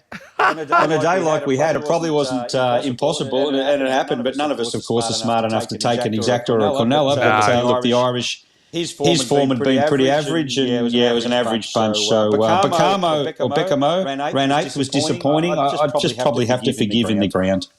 Well, if there was an omen bet and it wasn't having the two Irish horses together, it was backing Super Duck in the conditions. A few people sent me screenshots on my Instagram and said I had to back this horse in the wet. But it won well. Beat Castilian and Sultry Siren. It's funny you say because this horse won a race on a wet track at Doomben going back a few months ago, and it did exactly the same thing, straight to the front. They couldn't catch it. So a great result for Stacey Callow there, carried no weight, just kept on going, beat Castilian. Swiss Exile, that's another one you can put in the cat file. Deep respect. He's gone right off the boil, Swiss Exile, hasn't he? Yeah, but we're getting to the heavy eight by the time we got to this race. So, as I said, the form's a bit iffy. Certainly is. And then let's get to race number 8, Goldsboro. Beat Natuno. I mean, he's a horse that normally loves these sort of conditions. Just still has trouble probably fully settling in a race. At wit's end, safe work, all that pizzazz. And we saw the scratching of our old mate Metalart. Of course, due to the ground. Winona Costin rode Golds for a couple of weeks ago at the Sunshine Coast when he broke through there, long time between drinks, and I thought we all said, it'll probably be just as long before he gets his next win. Well, it was only 3 weeks or so. He loved the conditions. He loved the conditions. Look, Natuno, every possible chance to go past him in the straight. Had his opportunities, but he couldn't. And he had everything, as you say. He loves the wet ground, everything in his favour, Natuno, and he couldn't get it done. So there you go. He might have had his last win. Chris O, horses to follow for you out of the meeting? Tough. Rock Hard Love in something similar. And Dracene is probably the most promising horse to come out of the meeting. But just keep in mind that race on Wednesday. That was probably going to be the best race of the day, that last race with Savour the Dream, etc. in it. So we might get one to follow coming out of that. Yeah, we might talk about that a bit later on in the week. Angela Jones got it done 2 over Emily Lang. Two over Emily Lamb. We'll have 9, maybe even more races. You never know at Doomben on Wednesday. So Emily will get her chance, but you'd have to say Ange is in the box seat there. Certainly is. Look forward to chatting to you about that later on in the week, Chris. I appreciate your time. Thanks, Milo. Have a good day. Cheers. Chris Nelson there, all thanks to Racing Queensland. Check out racingqueensland.com.au for where Queensland is racing today. Let's get to the news. On the other side of this, we'll go to Pete Anthony's quick look at Caulfield, then go to WA, and all thanks to Racing WA TV. It's on 7+, your ultimate destination for everything racing in the West. We're loving WA Racing on racing.com and WA Racing TV on 7+ at the moment. It's every meeting. I was catching parts of Roburn. We've had the Broom on there. Loving the WA Racing on the TV over here a lot more often. News time. We'll be back on the other side of this. Willie Pike still to join us. Oh, come on.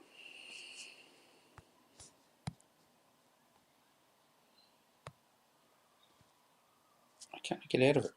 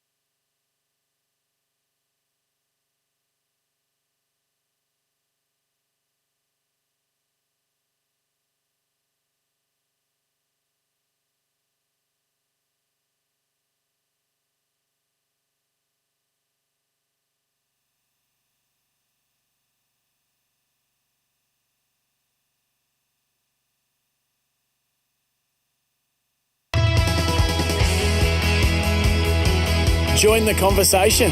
Text us on 0499 736 736. Live across Australia on SEN Track. Giddy Up with Gareth Hall. Oh, welcome back. Giddy Up for Gareth Hall. Miles Pfitzner filling in, all thanks to Bet365. Nothing's ordinary. It's never ordinary when it's brought to you by Bet365. For free confidential support, visit gamblinghelponline.org.au. Always love chatting to this man. We did Racing WA TV together. His name is Pete Anthonys. Hello to you, Pete. Milo, good to hear your voice once more. Always good to chat to you. Before we get stuck into WA, I've got Pikey coming up straight after you in about 5 or 6 minutes. Mate, I wanted to touch on Caulfield a little bit. Do you have some horses to follow out of Caulfield? Yeah, I do. Look, I thought the big flashing light of the day was Gala Queen in that race behind Papa Ward. Almost actually let Papa Ward in there in the early stages of the race, then proceeded to over-race, was held up in the straight, doing best work through the line. Thought that was a more than good enough performance there from Gala Queen first up. But look, it was a really good day to do the form, or to do the review, I must say. Felt like the straight was probably more on the side of good than soft, so they were peeling off some really slick sectionals late, and if you could find lanes 8+ in the straight, you'll certainly advantage. So for those doing their form at home, that's what I'd be looking for. The horses more back towards the inside, and perhaps that might have been held up or lost momentum there at a crucial time into the turn. Where'd you have sun setting in your horses to follow? Oh, look, the only query for me was sunsetting. Big flashing light, obviously, but getting deep into the preparation now. So it's just a little bit of a trick with some of these horses after they've had their 6 or 7 starts for the winter. Can they keep it up and keep going? Because it has been a relatively cold winter, I think it's fair to say, Milo. But it was good that the rain abated there on Saturday at Caulfield. I think everyone was forecasting the track would get a downgrade, and in the end it barely wet the bricks. So it was they've had a bit of the luck their way this season, Sam Bennett and the team at the MRC. Last year it seemed to rain every Saturday, and this year it seems to just be holding off. Anything else out of Caulfield before we do the Western Whip around? Not particularly, I think.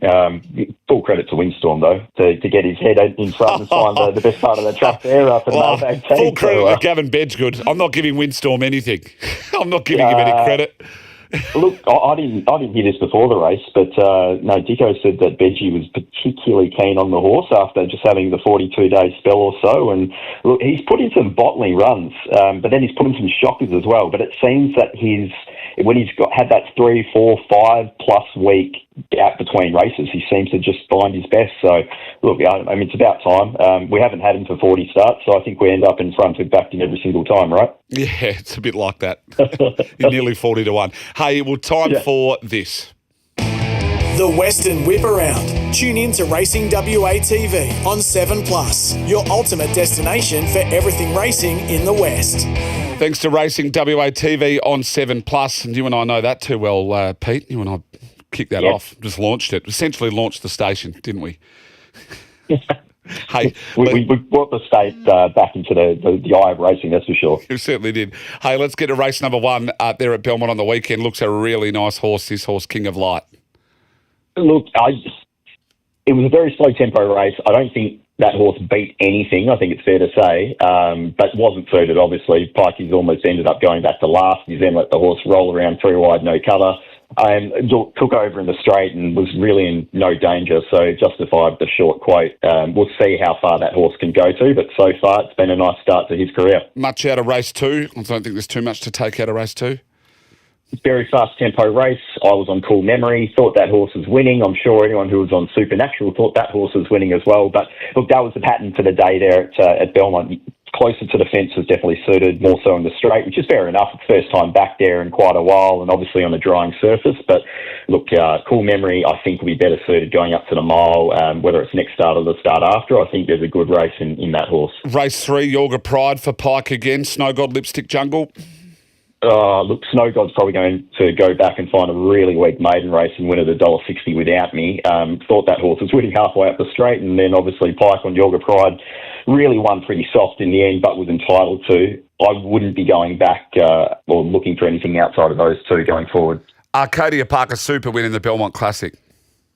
Yeah, look, he was probably the horse that was bred to get the distance more so than his main rival in Fancy Red. I think Fancy Red obviously just had an absolutely amazing ride from Pike last start there at Bunbury, and Arcadia Park just looks like he's the horse that's going to progress. Probably, look, will be aimed at, something like a Perth Cup perhaps, maybe whether it's this year or next year, but that looks like his future. Certainly does. Let's get to race number 5 on the card, Famous Dane. Another good win. Famous Dane. Yeah, look, another solid performance here. I mean, look, Pikey's ridden 4 winners on the card, and look, 2 of them, he basically just had to be in the right place at the right time. This is a perfect example. It was just leaders back. Great Fortune really didn't kick on with things into the straight, and Pike was just able to sit there on Famous Dane, go up the inside.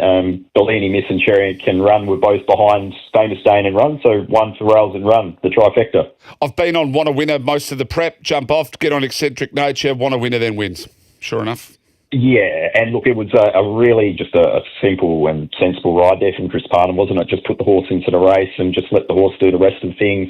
Want a Winner and Horcrux clearly had the 2 best runs in the race, and Eccentric Nature, if you're on, you probably can't jump off next start. Did have excuses, was good going through the line. I think it's a really obvious horse to follow out of that Belmont meeting.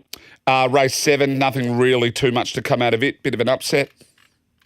Look, I was on Massamune. I think Terry was on Soldanel. He's going to feel aggrieved. Massamune's turned up in the stables after the race with a severe tying up attack, so we'll see if that horse has another run this prep. But look, Amjad, right place, right time. If you're on second or third, you can feel aggrieved.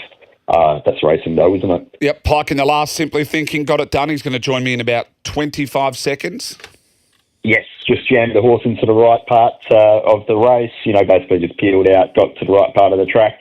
Playing games was okay, I thought, going through the line. Might be improving, might be a race for that mare. Spectacular Park had pretty significant excuses in the straight, and look, you'd be looking for where that horse settles next start. If you can draw a gate, probably a horse to follow. Horse to follow out of the meeting? Look, I think Eccentric Nature, as I said, that's just a really obvious one. I'm not sure if we'll get a price next start. We'll probably be odds on once again, but I'll stay on the line and see what Willie has to say about some of the performances there on the weekend. Well, welcoming in the man, the myth, the legend, the superstar himself. 4 on the weekend, took him to 106.5 for the year. Metro Jockey Premiership, Australian Jockey Premiership is 8th at his beck and call too. I speak of William Pike. Hello to you, Pikey. Hey, good morning. Hey, mate, going into that meeting, fair bit of chat around, a lot of it from Gareth too, but how many you could ride on the weekend there at Belmont? You had some pretty good chances. You must be pretty chuffed to come away with 4. Yeah, definitely. Had very good rides all day, like right through the card. 4 was really good. Definitely not complaining about that. Obviously, and went close in a few others as well, so wasn't far off having a massive day. It's been an up and down sort of a season. You had that injury earlier on in the season. How have you found it sort of coming back from that? You're normally known for not really getting injured too often and being pretty consistent, but you had a bit of time off. Yeah, I did. I broke my wrist riding on an electric scooter. Wasn't the best time. And then the year before that, I broke my heel. So it's all been an accumulative effect for me. I've actually really struggled to get my fitness where I want it to be, and I can't run, things like that. So yeah, it's a fair bit of a mental challenge, and I feel like my form was pretty patchy at times because of it. Do you think that because of those injuries, this one means maybe a little bit more than some of the others? It certainly does. It wasn't just some of the years there, things have gone pretty well to plan throughout the entire year, and one thing's rolled into another. Where this year, in particular, and last year, been very stop-start, and really lucky to find myself anywhere near the top at all. You're locked in a pretty good battle there with Chrissy Parnham. You've been in battles with CJP before, but when the going gets tough, the tough get going. You have a bit of a laugh with some of these guys when it gets a bit closer towards the end of the year? Now that the pressure's released, I think we're both pretty serious about it for a little bit there. Yep. Yeah, look, it was good to have a battle. He's coming off his own injury setback as well, so maybe I think the momentum was with me, but I suppose in any close finish, I'll take any edge I can get. So it was good. It was good to have a battle, but yeah, it was. I know it was enjoyable, but at the same time, it's probably another little bit of pressure there that at times you probably don't need. But it's still good for the game. So what's good for the game is good for us. Can we talk about the overall premiership as well? I was just reading there in an article before. It's going to be our 8th. Yeah, okay. I didn't realize. I thought it was going to be 7th, but yeah, 8th. I'll take that too. Yeah. What do you get for the overall Australian premiership, Pike? Is there some sort of trophy associated with it? What happens there? No, you don't get anything. Most years people don't really even notice. So well, that's because you've been winning it most of it, by the sound of it. Yeah, so I generally focus on our local metropolitan premiership, where there's an awards night and things attached to that. But it probably means a lot more because it's in your backyard.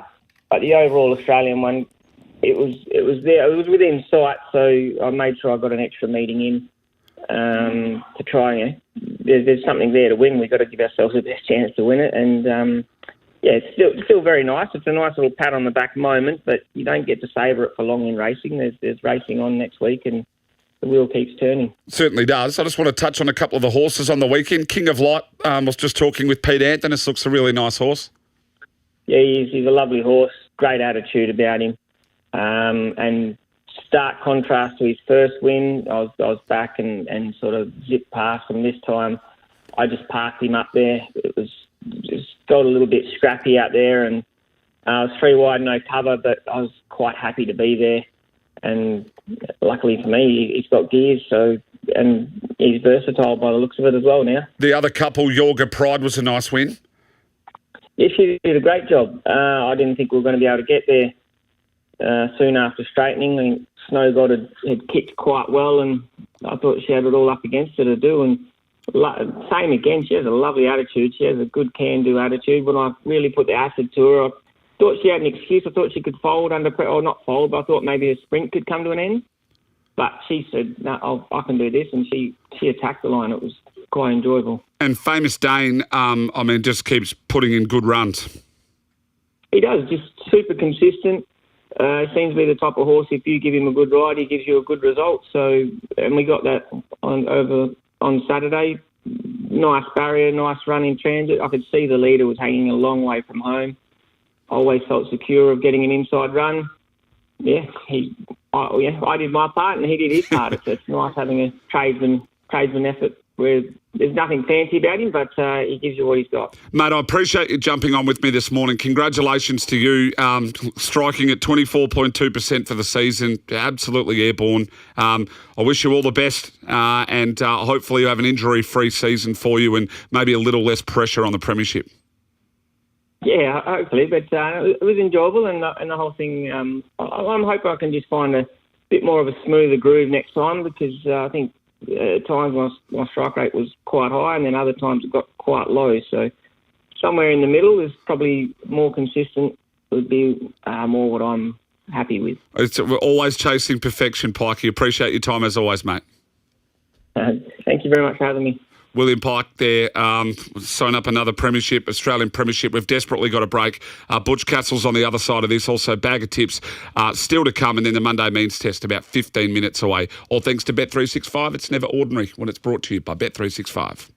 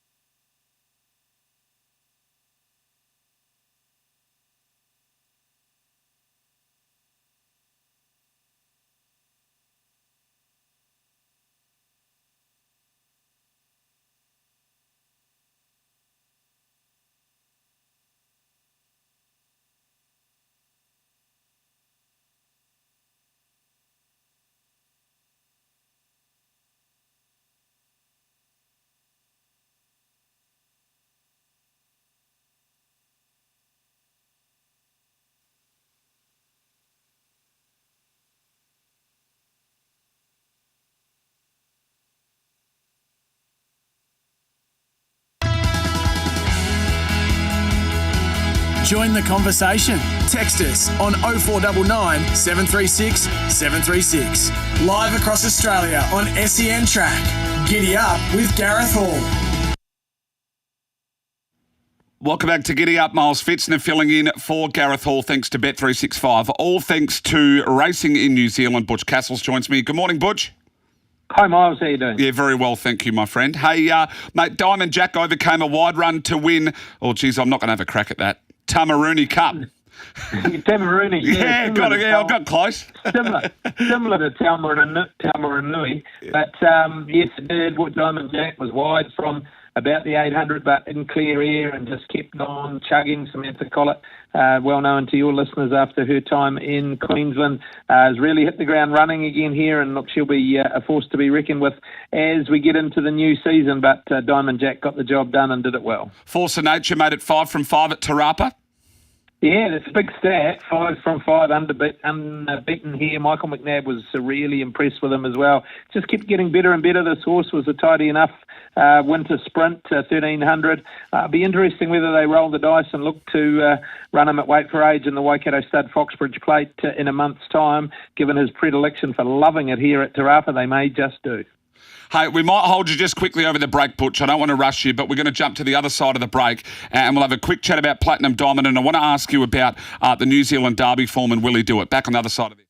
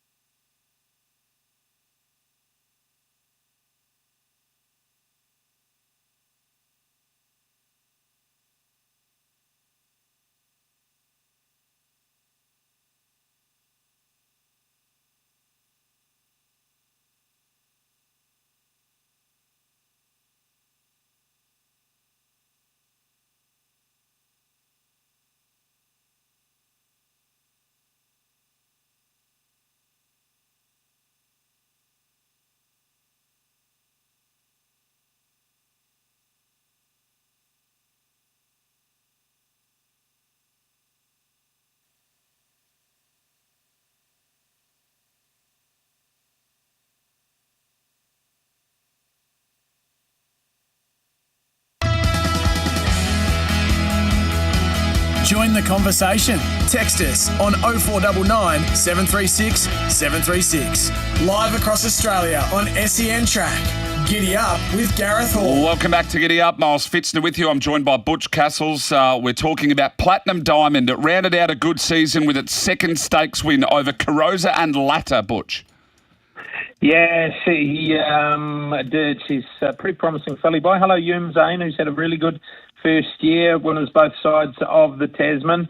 But Bruno Queer is making every post a winner here in New Zealand. Lisa Latta, yeah, she's got a good record in the race. And this filly looks like she's just better than a winter stakes winning type filly. I'm sure she'll be competitive in the early 3-year-old races, should that be the path they look to take. Yeah, she's got plenty of upside. Certainly does. Butch, appreciate your time, mate.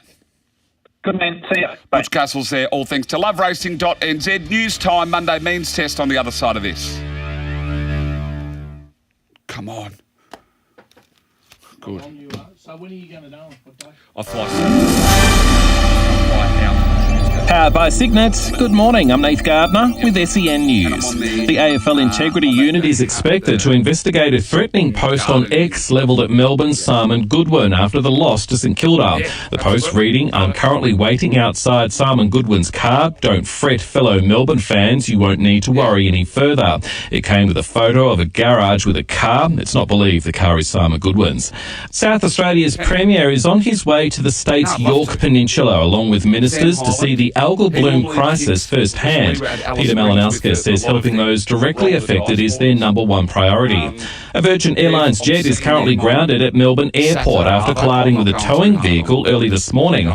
It occurred during a ground transfer after the Boeing 737 detached from the tug. Nine reporter Ollie Haig is at Tullamarine. It's caused an almighty amount of damage, a big hole in the side of that aircraft. Emergency crews then are racing to that plane to carry out some repairs. There were no passengers on board. A trial is expected to last 8 weeks, beginning today, for a Perth businessman accused of swindling investors out of more than $36 million. Chris Marco is fighting 50 fraud charges over claims he operated a Ponzi scheme between 2013 and 2018. And slashing the cost of prescription medicines to $25 from next year is on the agenda at Federal Parliament when legislation is introduced this week. sen.com.au Sport is next. Melbourne is facing the heat over its disastrous last quarter where it gave up a 46-point lead to St Kilda, especially the 666 infringement in the final 8 seconds. Coach Simon Goodwin says it was inexcusable. It's a pretty simple process to get 666 done, to communicate and get organised, and we didn't get that done. As I said, that's on us to get that done the right way.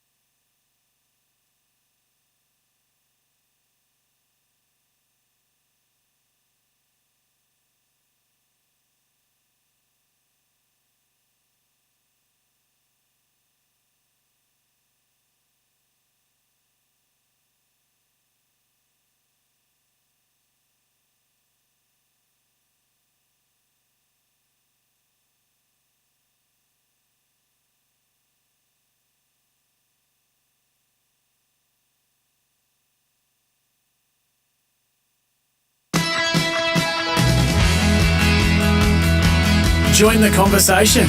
Text us on 0499 736 736. Live across Australia on SEN Track. Giddy Up with Gareth Hall. The Giddy Up Bag of Tips for Oz Equipment Rentals. Supplying equipment to the construction, mining and roadworks industries. OzEquipment.com. Time for Giddy Up Bag of Tips. Thanks to Bet365 and their Top Tote Plus, you'll get the best payout across all 3 national totes. Imagine what you could be buying instead. For free and confidential support, visit gamblinghelponline.org.au. And of course, the mighty Ultima Hotel in the heart of the Mallee, just down the road from Swan Hill. Swing by for a cold beer or meet off the famous smoker. And Oz Equipment Rentals, supplying equipment to the construction, mining and roadworks industries. Go to ozequipment.com. Mitch Lewis for Pakenham. Race 8, number 1, Wilmot. Race 8-1 at Pakenham for Mitch Lewis. Luke Havanassian for Kempsey. 1-4 Turning Circle. 1-4. 3-9 Torque Tiamo. That's 3-9. And 7-1 Champagnat. That's 7-1 Champagnat. Amanda Rando for Harness Racing New South Wales, the home of the Carnival of Cups, where Australian music royalty meets quality harness racing action. Menangle 7-8 Lexus Lou. That's 7-8 Lexus Lou. And 8-3 Rackadeeks. 8-3 Rackadeeks. And for Darren Carroll at Maryborough, 4-9 Jillaby Tomcat. That's 4-9. And 7-11 Rough Nut. 7-11 Rough Nut at Maryborough. And that is the Giddy Up Bag of Tips, all thanks to Oz Equipment Rentals. And the Bet365 boost horse of the day is Mitch Lewis's pick, 8-1 at Pakenham, Wilmot. So you can head to Bet365. It's never ordinary when it's brought to you by Bet365 and get the Bet Boost 365 horse of the day, 8-1 at Pakenham, Wilmot. Don't forget too, you can head to the Track Hub on the SEN app to get all of the tipsters' updated tips. It is time for this. The Monday Means Test with Wayne Hawkes and John O'Neill. Monday Means Test brought to you by Coolmore Australia, the home of champions. And of course, you can enjoy a $20 Palmer special Wednesdays at the Osborne South Yarra. I'll welcome in 2 of the absolute best. And I'm going to start with a man. I thought he was dodging me. He's one of the best in the business. I'm looking forward to catching up with him in Darwin as well. I'll speak of Johnny O'Neill. Hello, Johnny. Jeez, it's great to see you, mate. I'm overwhelmed here. I've finally, now I'm live. I'm live. I'm overwhelmed here, mate. Now I'm actually in the studio with you. Why? Well, I did speak to Hutchie over a lengthy period of time about you getting in here and lifting the level when Gareth is not here. Now we've got the TV cameras tuned in, and he was working very, very hard on doing that for you because we're trying to expose you to the audience. Is that right? To the female audience. That's what we were trying to do. Now, today you're presenting beautifully. Have a look at that. The nice, crisp white shirt.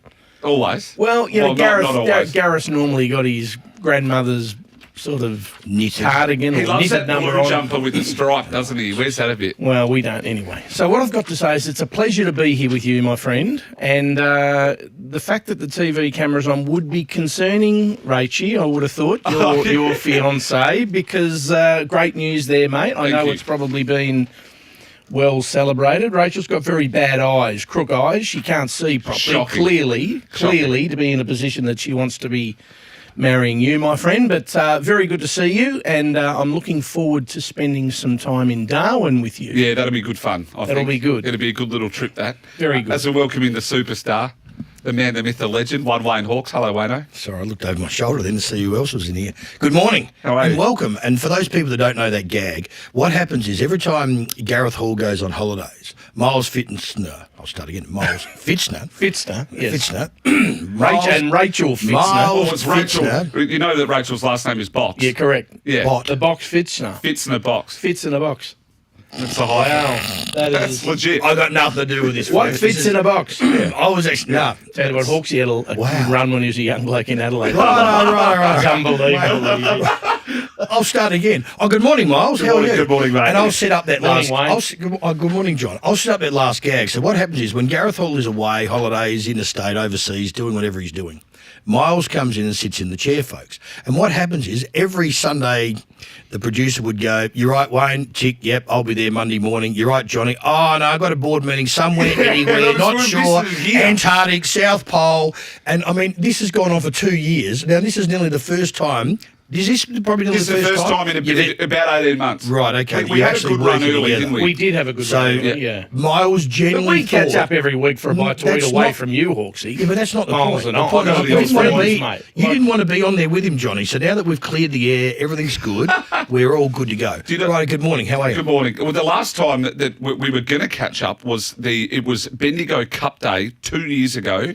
Jimmy Starr made his. Oh, he did. Do you remember this? And we decided to have a bet on Jimmy Starr that day. That is correct. They were at the Calcutta and they offered us, what was the horse in the cup? Interpretation. They offered us $4 interpretation, top two in the cup, and we're on the phone. So how much can we get on here? And the tabber gamble responsibly, everyone. The tabber going. Have a look we can't on that take any helpline. more money.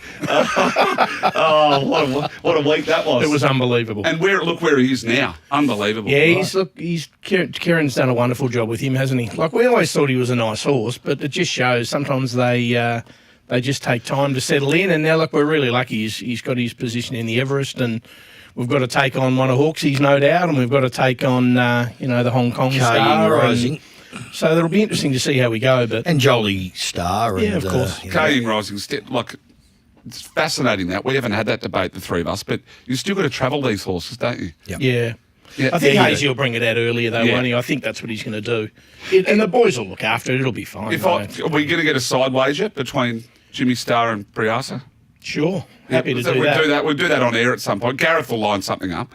I want to ask you Briasa would be shorter in the market than Jimmy Starr, for sure. So, like, if Jimmy Starr, for me, it would be one lunch, and if, Briasa should be giving 2 lunches. The race will suit him, won't it? It'll be Jimmy Starr? It'll be flat I out. thought.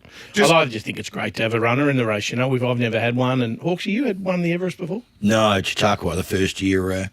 Bishin helped him by jamming him on the fence and flying home. So I've had no luck in the Everest. Who had Masked Crusader? No, I did, but I don't think he ran the Everest, did he? What did he run him? Well, he ran second in Nature Strip. I had him at $41. Backed him each way. Was that then? He ran second in Nature Strip. Was it? Yeah. He's got that much money, Hawksy. He doesn't know. He doesn't know. Pretty sure I was Masked Crusader. Once you get $41, I backed him. Once you get over 20 million in your bank, you don't take any notice of that. Yeah. Was it that race? You might be right. Yeah, I was in ISO lockdown. I know. I had him to win about 60. 3.5 million for second or something. It might be right. The one that I forgot for years, people say, what was that slipper winner? I go, I can't remember her name. It was Esther Jarb, and I could never remember her bloody name. Just a slipper winner. Just a slipper winner. Yeah, good. That's the same, mate. $20 million in the bank, you forget everything. Can I ask you a question, Johnny? If I said to you, who is most likely to win a Group 1 next out of Light Infantryman and Jimmy Starr, they'd be your number 1 seeds, wouldn't they? Yeah, those two. Gringotts is a nice horse. I think if he's placed physically, right, he has returned. Yeah, he's I good. saw a thing of him the other day. Gee, who'd be out of Gringotts, Light Infantryman and Jimmy Starr? Who would win a Group? In your opinion, who would win a Group 1 first? Probably Jimmy. Out of those three, Jimmy. Jimmy, I would have thought. Yeah. And then obviously we've got Middle Earth too. I think he's a pretty nice horse. I think he'll win the Caulfield Cup. He's a nice horse. So look, we're hanging in there. We've got a few nice horses and some youngsters coming through too, which is exciting too. Exit, quite a nice little 2-year-old. We might get a little 1,000 guineas out of her. You just never know. It must have run second because my brother sent me through a beautiful text. Can't really show that one on air, folks. But good morning, Michael, wherever you are in Sydney. Sydney, listening. Didn't you have Masked Crusader, Rupert Lee colours? Oh, yeah. It's second. Was it TJ? Was it TJ? Oh. Wow. Hang on a minute. Was it TJ? Yeah.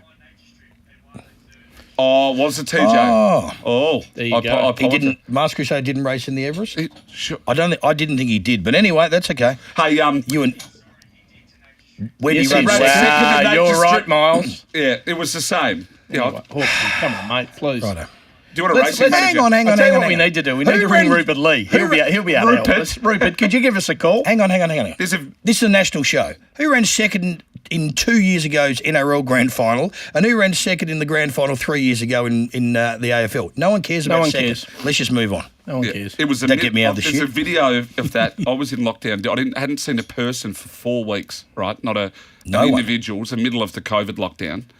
And I was on the couch. Did you get hold of Rachie in the COVID lockdown? Is that when you got hold of her? When did you get hold of her? No, it's sort of probably 3 years ago. Pretty much when I moved over here. And can you imagine if you had been in lockdown with her?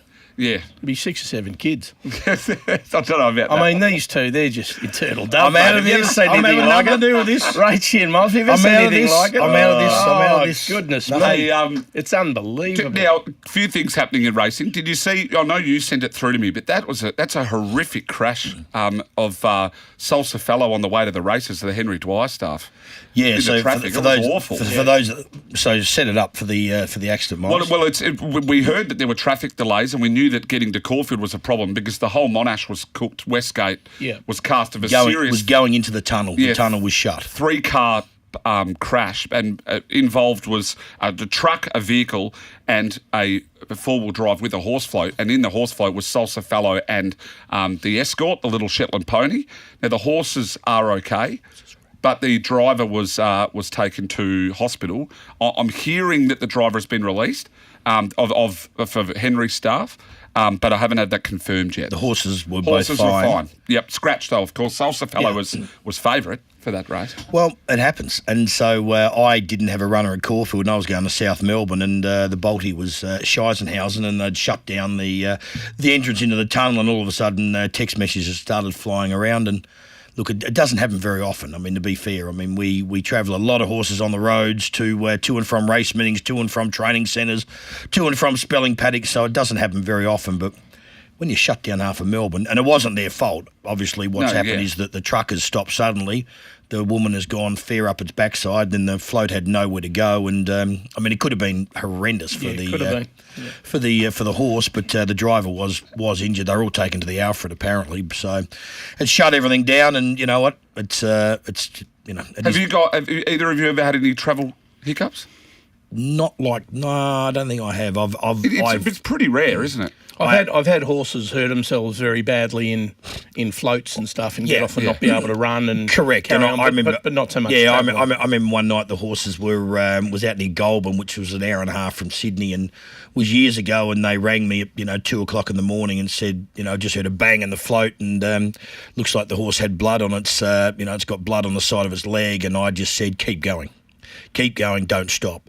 And the reason why, because the horse was standing upright, and they said, look, I'm looking at the horse now, the horse is standing upright, it's not fretting out or whatever. And they said, what do you want to do? I said, keep going and get it to the stables. I rang the vet. The vet was there when the horse got off the float, and it just had a cut, right? It just had a laceration. Could it have been worse? Yes, it could have been worse. But why I made the call to go straight through and to keep going was I was 2 hours out of Sydney. By the time you stuffed around, you went to Goulburn, you tried to find someone, you know what I mean? I mean, no disrespect, but it might have been a cat and dog vet, and, which the vets are vets, I get that, but you know what I mean? Yeah. So at the end of the day... No disrespect to the vets in Goulburn, No, but you don't know who you're dealing with. Shout out to cat and dog vets of Goulburn. Yeah, correct. You can call them on Hear me out. Hear me out. So the bottom line is, by the time you think, I'm going to stuff around doing all this sort of stuff, it would have been probably just as quick to get there into Sydney, and the vet was there waiting, and it was back in our care and everything like that. Now, if it was absolutely horrendous with a leg literally hanging off, well, then you wouldn't have done that. But I remember when I was a kid, and David Hayes' dad, Colin Hayes, had a great horse, probably the best horse he ever trained, called Dulcify. And the story basically went like this: that they were in Sydney, and they were going back to Lindsay Park at Angaston in South Australia, and the float broke down, and they rang up CS Hayes. I mean, they would have had to find a bloody post box, the what do you call it? The old ring in the old on the party line, number 6, and the whole bloody lot were listening to your phone call. So what Colin Hayes said was to the driver, and they had the driver, and his name was Link, and Link was Colin's Adelaide, Melbourne, Adelaide, Sydney driver that just took all the great horses. And Link rang him up and said, "Boss, what do you want me to do? The float's broken down." He said, "Leave it on there." He said, "Leave it on there. Do not go and do not put into a paddock, a bloody whatever on the side of the road. Just leave it on the truck." And then they rushed to get everything organised. The reason being was because he said the horse was in its own natural environment, and it knew where it was. You take it out and you think you're trying to do the right thing, it could actually end up going pear-shaped. Sure. So they just moved the division across, gave him a bit more room in the float, and left him in the float for a short period of time. And that always sort of stuck with me, going, you know what, leave them in their own environment and everything like that. So do accidents happen? Yes, they do. I mean, there's a car crash every day in Australia somewhere. So it was just unfortunate that, and what I thought was, geez, Henry Dwyer's probably in Newmarket with Asfura. She's running. She's sure. running this week, end of the week or whenever she's running. And poor bugger would have been getting a phone call at 2:00 in the morning his time, going, "You've just shut down half of Melbourne, half of Melbourne." But it does happen. So if there's any updates on that, it'd be good if somebody could ring in or text in and let us know. I've tried to get hold of someone. Louis did this morning. Right. It was tracking down the right people because everyone's heard something. But Sure.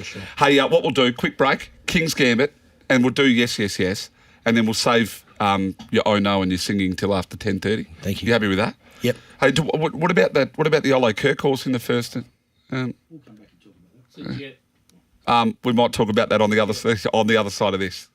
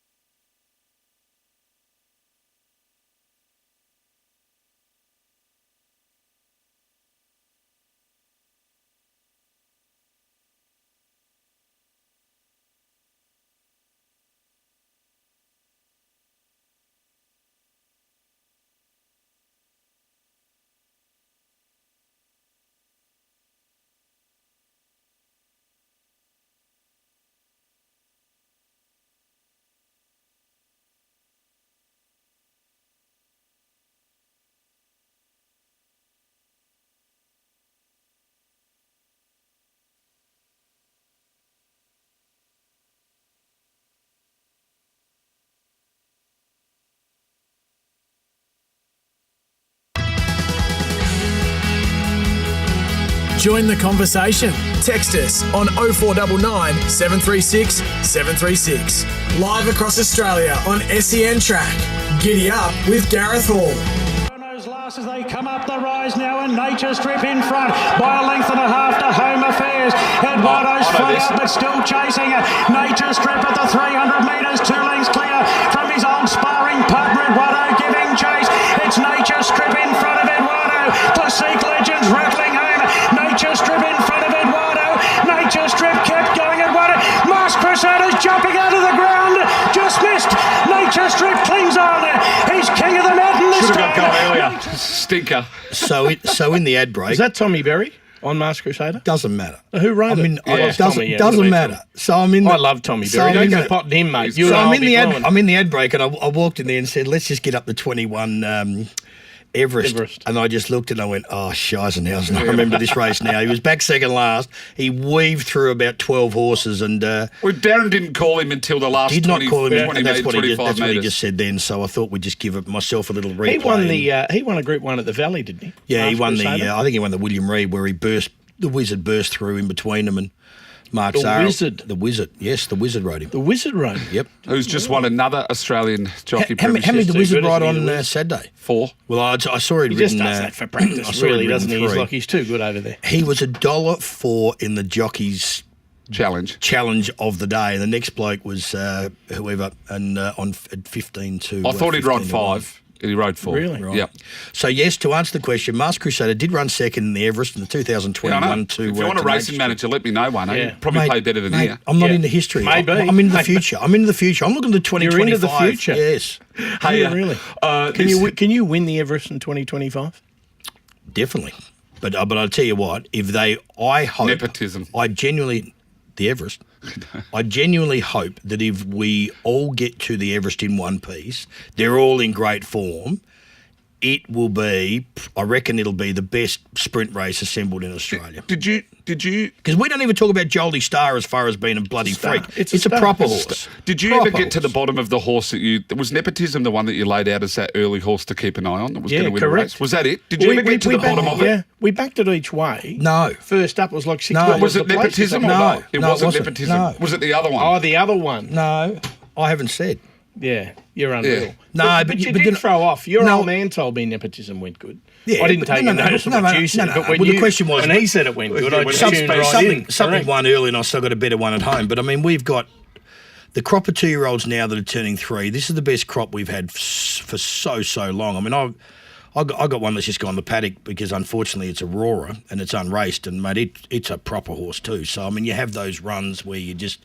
It happens, unfortunately, so... You used to do that. You did that in the nightclubs.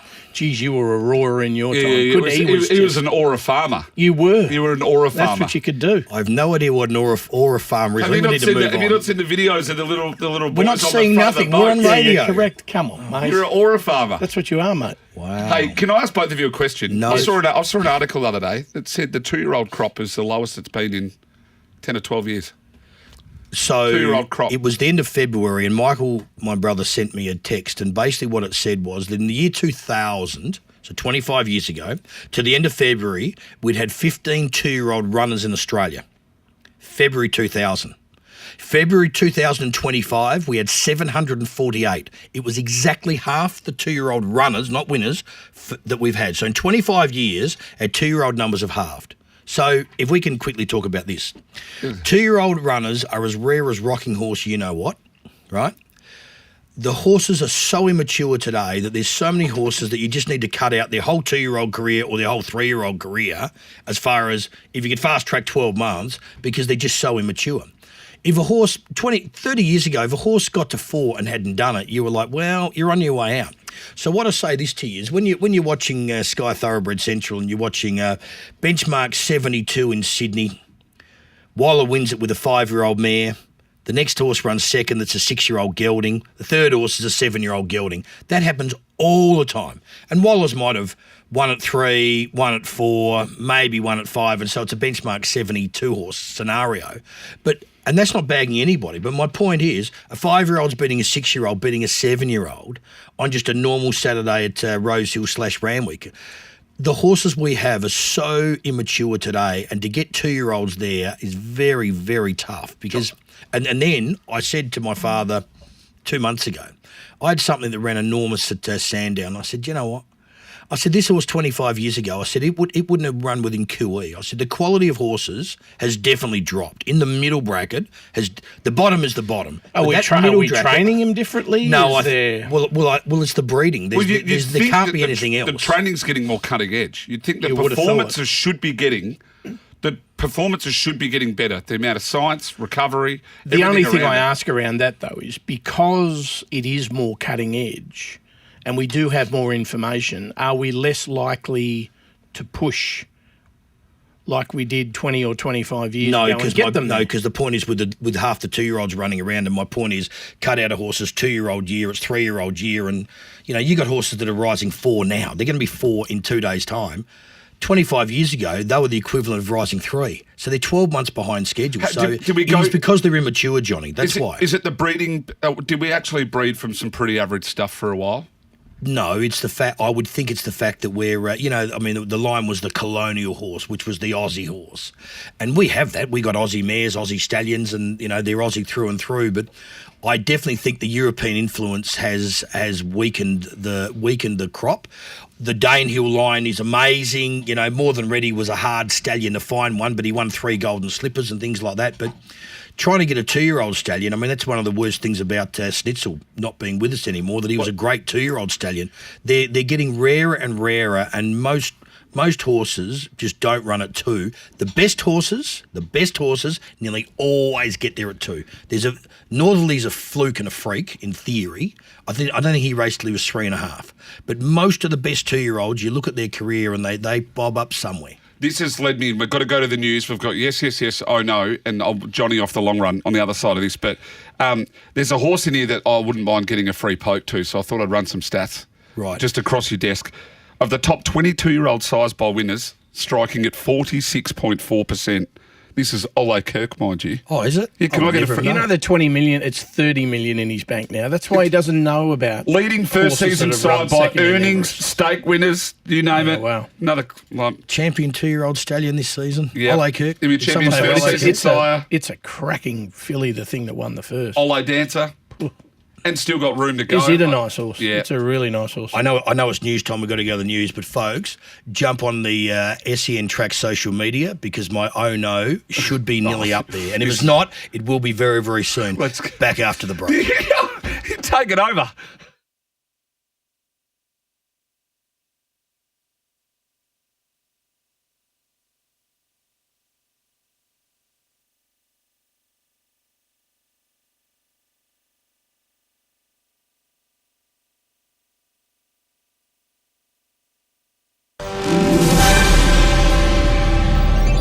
By Signet making SEN News headlines. The Coalition is expected to back the Albanese government's planned legislation that will see changes to the pharmaceutical benefit scheme. The cost of prescription medicines will be reduced to $25 per script from January. Cambodia and Thailand have agreed to hold direct talks in Malaysia later today after days of fighting. And Marvel's latest comic book adaptation, The Fantastic Four: First Steps, is number 1 at the US box office, raking in $118 million in its opening weekend and over 200 globally. Coming up, SEN Sport. AFL, Collingwood's Lachie Sullivan will soon have scans on a PCL injury to see how long he'll miss after suffering the injury in yesterday's win over Richmond. There are fears it could be season-ending. And Australia tops the medal count after night 1 of the World Swimming Championships in Singapore. The Aussies taking up both the men's and women's 4x100-metre freestyle relays.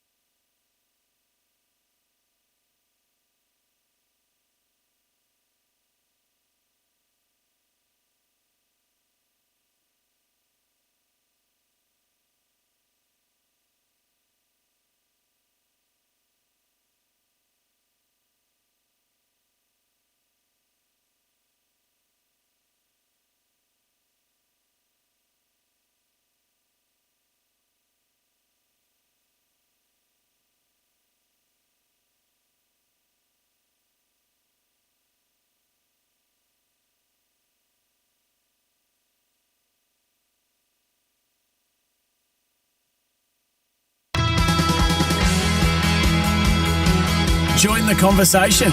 Text us on 0499 736 736. Live across Australia on SEN Track. Giddy Up with Gareth Hall. And he raced 2.5 lengths clear from American. Then Peltzer, Ole Kirk and North Pacific down the outside. Rothfire lead to the 175. Here they come. Ole Kirk and North Pacific the outside. Ole Kirk, North Pacific, stride for stride. Ole Kirk, North Pacific, bob of the heads. Ole Kirk. Ole Kirk just won. I'm losing control. First day in here and I've lost control already. He's got shares in both of those. No, 1 and 2. You got shares in. Have you got serves to North Pacific too?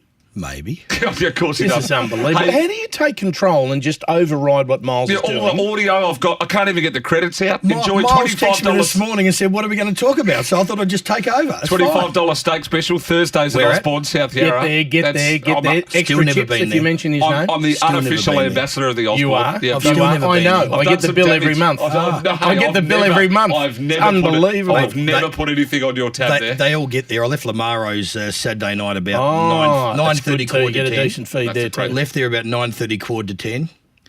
I left G Hall there At the Osborne. with half a dozen people.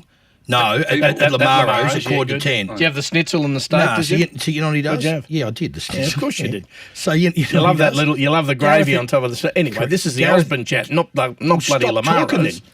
then. So Gareth ends up going to the Osborne. course Gets he home does. at 2:15. Yeah, You know what of someone course. said to him? It's probably for younger people, isn't Yeah, it? the yeah, Osborne? yeah. Well, that's it. I left there. He and wasn't happy. They said home to He bed pops. He wasn't happy. Home to bed pops. I got as I walked up the stairs. Did someone mention Ole Kirk? Well, I'll go there on $25 Sunday roast days. It's the best ever, mate. That'll suit me. You can go and get a very good feed at the Osborne, and if you want to go a little later, There's you can have a plenty of bit of that fun too. there too. Hey, Did someone say Ole Kirk? Someone did. What it's time for? Do you want to go? Oh no, or yes.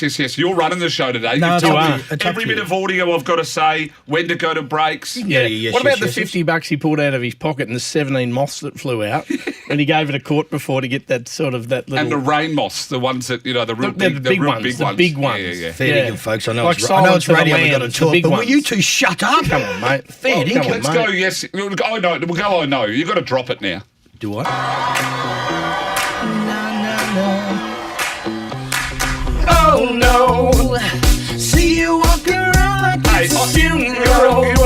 you're a fraud. So I thought you actually serious, sung that every time live. I thought you sung it every time Until you live. stop, but don't you tiptoe. What am I watching here? Just keep watching. This is at my house. This is security Last footage. night. Is this safe for work? This is at So, my house is last this on the night. website? It's on. Is Gareth Hall. It's Gareth. Boom, bang, bang. Oh! What happened, Gareth? What's he done? Righto. So what happened is I just wanted to get Miles's his laugh on radio. Right. So what happens is I can't is that talk Gareth, too much. AI uses Gareth that. Hall. He'll use it. Gareth I can't Hall. talk too much here. Gareth Hall No, comes to I my had a spill house last night. weekend. Gareth Hall comes to my house. I'm rewinding at the show, Johnny. You can get all this on your social medias. Gareth Hall comes over, sober, SOBER, whatever time it was, 4:45 last night. Walks in on his phone, walks in and then walks on the first step, misses the second step, completely misses the third step, and goes arse over tit. I don't mind that. And ends up on the floor. The only best part, or unfortunate part was... What time was this? 4:45 last night. Right. I wish he had a roll into the That's the swimming best pool. ever. Have you got a pool cleaner? I wish it's in good nick, that pool. I wish he had yeah. Why don't we have a sort of an OB from there? Yeah. By your pool. Why wouldn't we do that? It's the Ole Kirk pool. The Ole Kirk pool. He helped fund it, don't I'm you worry so- about I'm sure he did. So what happens is, Gareth goes A over T, and I'm there with a mate of mine who's a chiropractor, so all of a sudden he's helping realign his ankle. So Gareth's okay, because I think he's on a plane today to... He's going to Goodwood. Yeah, he's going to Goodwood. He's going to the Sussex. So Gareth was very worried to see Carl about his ankle. My quick oh no was that Gareth didn't realise that you needed some sort of documentation to get into England. So Bryce had to inform him late last week. Tell you what, he was waxing down yesterday. Oh yeah. He was getting a complete wax down to get over there. Maybe he had the wax that you on. needed a visa to get into England. I don't need anything, do I? Maybe he had his wax on the shoes. It was 4:45 last night, and he was completely sober. Walked in, looked on his phone, and he's on. And as I said, get on the SEN Track social medias, because I said, "Can I make this my own?" No, and He is a pretty hairy bloke. yes, They you may can. well have waxed on the bottom of the that's feet. He nuts. might have had the hair on. He slipped over. That's Do you my have an point. Do you have an oh-no? I do have an oh-no. I do have an oh-no. What is it? My oh-no, and Rachie, I'm not sure if you know about this, but The last time Miles spent any time in Darwin, this is my own and this is extraordinary, right? So the hotel that he's staying at this time have requested that he wears clothes all of the time because the last time he was in Darwin, got home at some ungodly hour after a function, stark naked, tried to go into the bath. Well, he thought it was the bathroom in his room, but he'd walked out the door into the hallway and the door closed, and he's had to zip downstairs into the foyer at reception with no gear on. This like, wasn't this an old toilet ad or something? No, this is Bonds. the truth. Wasn't this a Bonds ad or something? Last year at Darwin. Yeah, but wasn't this a Bonds ad that they did 20 years ago where someone opened the door? But he's got no jocks on. He was gone. no, yeah, nothing. Like absolutely completely so the folks that are not watching, that are listening, Johnny started to talk. Miles went red as a pumpkin, red as a bloody apple. Now, we would put this on. So you genuinely was naked. Yeah, we would put this on the socials. What did you put in front of you to walk downstairs? Nothing. Oh, so you just paraded down. I went to the front desk. Making elephant noises. Because you thought you were hung like a horse. The problem is, folks, it's a seahorse. Yeah. Wow. Anyway, so that they is didn't my have a ono. peanut. They didn't have a peanut shell. That's my ono. I'm going to be in Darwin this weekend. We'll have dinner, as you know. We're going to have dinner, but I can't. I'm too old to put up with any of that type of behaviour. And I'll make sure that I report into Rachie to ensure that there's no excess nudity. A little skinny dip late for up and down the pool's okay for you, but nothing more than that. It's enough about Miles' nudity, but there's just one question that needs to be asked. How did you get to be nude in the hallway, buddy? So I thought I was walking into the toilet in my room, but I opened the wrong door. And I just heard the click behind me. I thought, that's a funny noise. I sort of half opened the eyes and I'm in the hallway here. I think the great line is, brother, we believe you. I don't know where the rest do. Yeah. It was a messy situation. Quick break. We'll come back on the other side. Have you got a yes for the weekend? Yeah, I've got plenty. Do you? Right. Well, plenty. Johnny, you get to run the show on the other side of the break. Thanks, mate. Sameen says, thanks to the Osborne Hotel. I'm going home. $25 steak special and Coolmore, the home of champions.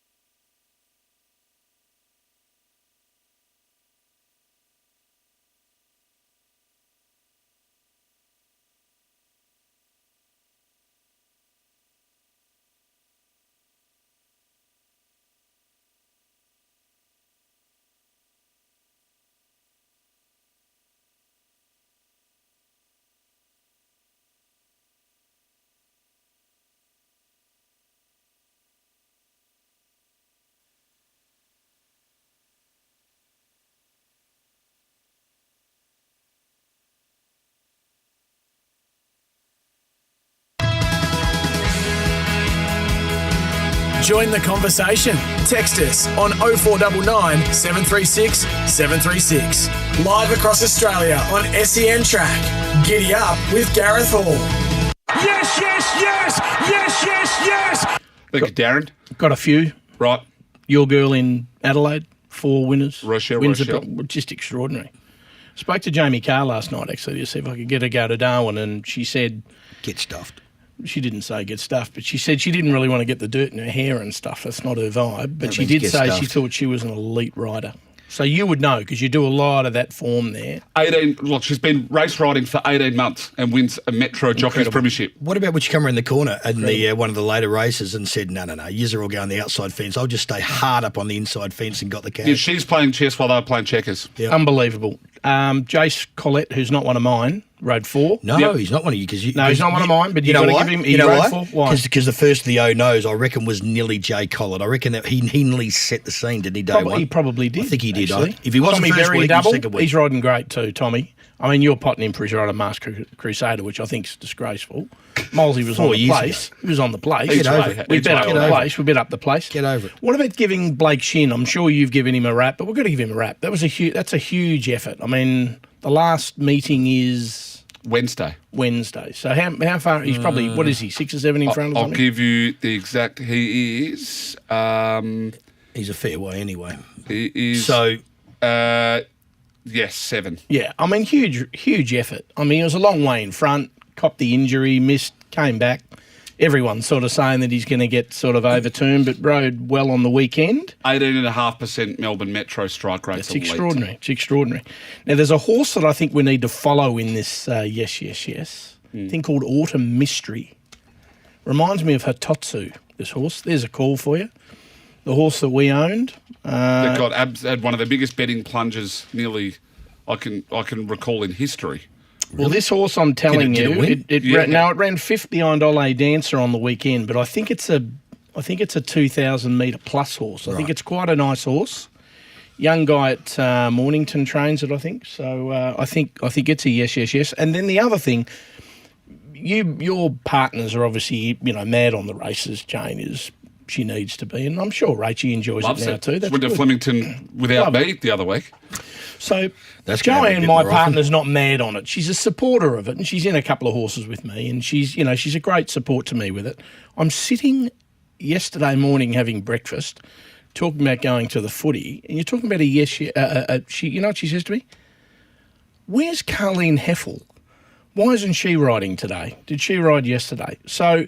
What I'm saying is, for her to even know who Carleen Heffel is, there must be a fair bit of influence from me on the horse thing. So I'm very happy with her to have... So, Carleen, I don't know where you are, but can you please call in or text in? Because we don't know why you weren't riding. We'd like to know why. It's how good are those epiphany moments with your partner? When I was talking to Rachel on the weekend, watched all the races, and we were sitting down and... It's about time you did some talking. You've been under the doona a bit. That's the mail. She said, well, will this lead? Because you've said this lead. And I went, so good. So get over this here. This is perfect. Talk to me dirty. She said, well, is this thing going to lead? I went, hello. Yeah, it's good. Oh, that's unbelievable. Hey, have you got any yeses? Other than the name of Ole Dancer, by Ole Kirk out of Dancers? What a name. How long did it take him? I don't know. It probably took Neil all of a week for that. That was. Oh, gee whiz! I'm not commenting there. What about Windstorm? How did it win? 5 years since it's won. How did it win? 5 years. My yes is I know we're losing Craig Williams after Wednesday because he's going back to Ukraine to fight the fight for those people over there. But D Lane, MD coming back from Japan, we need them back in Melbourne. So you're going to have Jamie Carrs, Ben Mellams, Mark Zara, Blake Shin, Craig Williams, Mick D. Ethan Brown's the up and comer. I know he's done a job, but the same. What you have to do now is you have to capitalise on it and do another job in the spring to really nail it. And I'm not bagging him one bit. And he has to, and I'm sure he will, because he is a good kid. But the quality of jockeys that are back now, it's We got much better jockeys in Melbourne than what I do think we have in Sydney. But you're going to see more of Geordie Child starting to ride back. Agree. You know, even Bowie Mertens is probably going to get more of an opportunity. Lottie's still riding really well. When he run the premiership? Stacky's got to go close to getting one soon. Agree. Like these guys are There's all some great riders. Yeah, absolutely. There is. Melbourne has got the Melbourne has got the wood over Sydney with the riders. Yes. Is Pikey, Rochelle, and Colette all rode 4 on the weekend. Incredible. All of those. And Benji with the double too. Have we seen where that kin? Did anybody see Willow's ride on it? Yeah, no, I vomited on the pants. Just flew down there. It flew through the middle of them. A projectile vomited all over. It flew through the middle of them and should have probably won, but really? very rare. Other than Darwin and Fanny Bay, $84 to get the spew off at the local. Very expensive dry cleaner. Very rare do we see it, but nearly every racetrack in Australia was rain affected last Saturday. Certainly was. 4 years since the last time I had that on my data. Aidan O'Brien's best ever racehorse, City of Troy, new at Coolmore, Australia. And you know what else is new? $25 Sunday roast at the Osborne. Yeah, baby. They're Never the best. been there. Never been there. Extra potato, mate.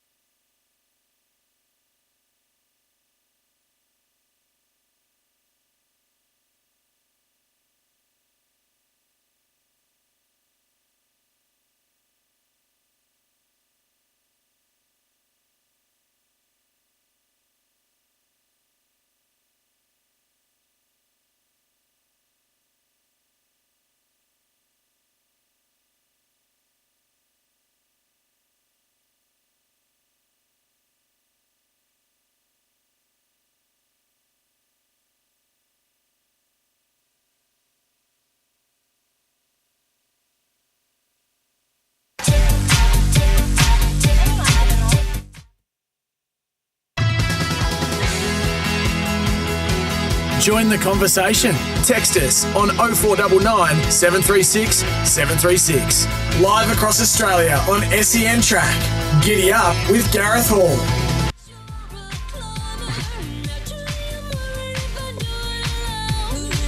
Welcome back, Miles Pfitzner, the Monday Means Test. Enjoy $25 stake special Thursdays at the Osborne South Yarra, and also Aidan O'Brien's best ever racehorse, City of Troy, new at Coolmore, Australia, 2025. So you blokes are in Darwin next weekend? We're going. Yep. We're going. Wow. You can probably go to the Osborne. Why don't you go to the Osborne? Pop in there. I'm going to ring. Not Leno, without you, because extra I'm chip. not paying. Well, you don't have to pay. You won't have to pay. I've got 1 minute. Johnny, Damehood. Good run. Nice horse. Kieran's taken all the time that he needed to with her and just needs a dry track. Forgot you? It was a really, really good run. Come back from its second tendon and off to the Little Dance qualifier. You got to win it. Terrastar, Maisie. Terrastar and Maisie at Flemington on Saturday. Probably wanting a drier track than a wetter track, but they'll both run pretty good. So you guys are in Darwin. We are. We've got 30 seconds. I've got to tell you my quick Darwin story. We're there at the casino. You've got 38 seconds. We're there with Gouchy, right? And Gouchy went 16 years in a row. I'm single. I'm going well. Saturday night, things are looking good. This good-looking sort walks up, and I'm said to Gouch, I'm half a chance. He said, for $400, everyone's half a chance. I'm going. Goodbye. Lovely, isn't it? What about that? It's uncalled for, mate, isn't it? It's uncalled for. The Monday Means Test brought to you by Coolmore, the home of champions. Fair dinkum. True story. I'm going to go. Miles, geez, it's good to get on air with you, mate. It's great to see you, Thank Johnny. you for welcoming and us. Looking forward to having We'll have a nice dinner Sunday night at Pee-wee's, you and I. Good. Enjoy the mouth-watering $25 Sunday roast. Get on there, Specials mate. on the footy at the Osborne South Yarra. Get extra gravy. We'll be back. Extra gravy on that. We'll be back Beautiful. tomorrow morning from 8 a.m. If you missed any of the show, go podcast from your local podcast retailer. Yeah, what a start. Security! Get him out of here. Security! We'll be back tomorrow. See you then.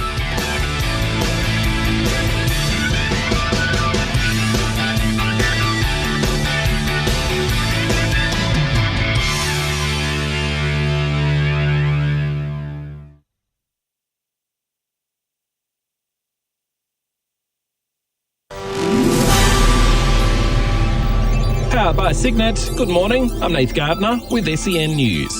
The Albanese government is spruiking planned legislation that will see changes to the pharmaceutical benefit scheme. The cost of prescription medicines will be reduced to $25 per script from January next year, while there'll be a 5-year freeze on the $7.70 paid by pensioners and concession card holders. Federal Health Minister Mark Butler expects the coalition to back the measure. This again will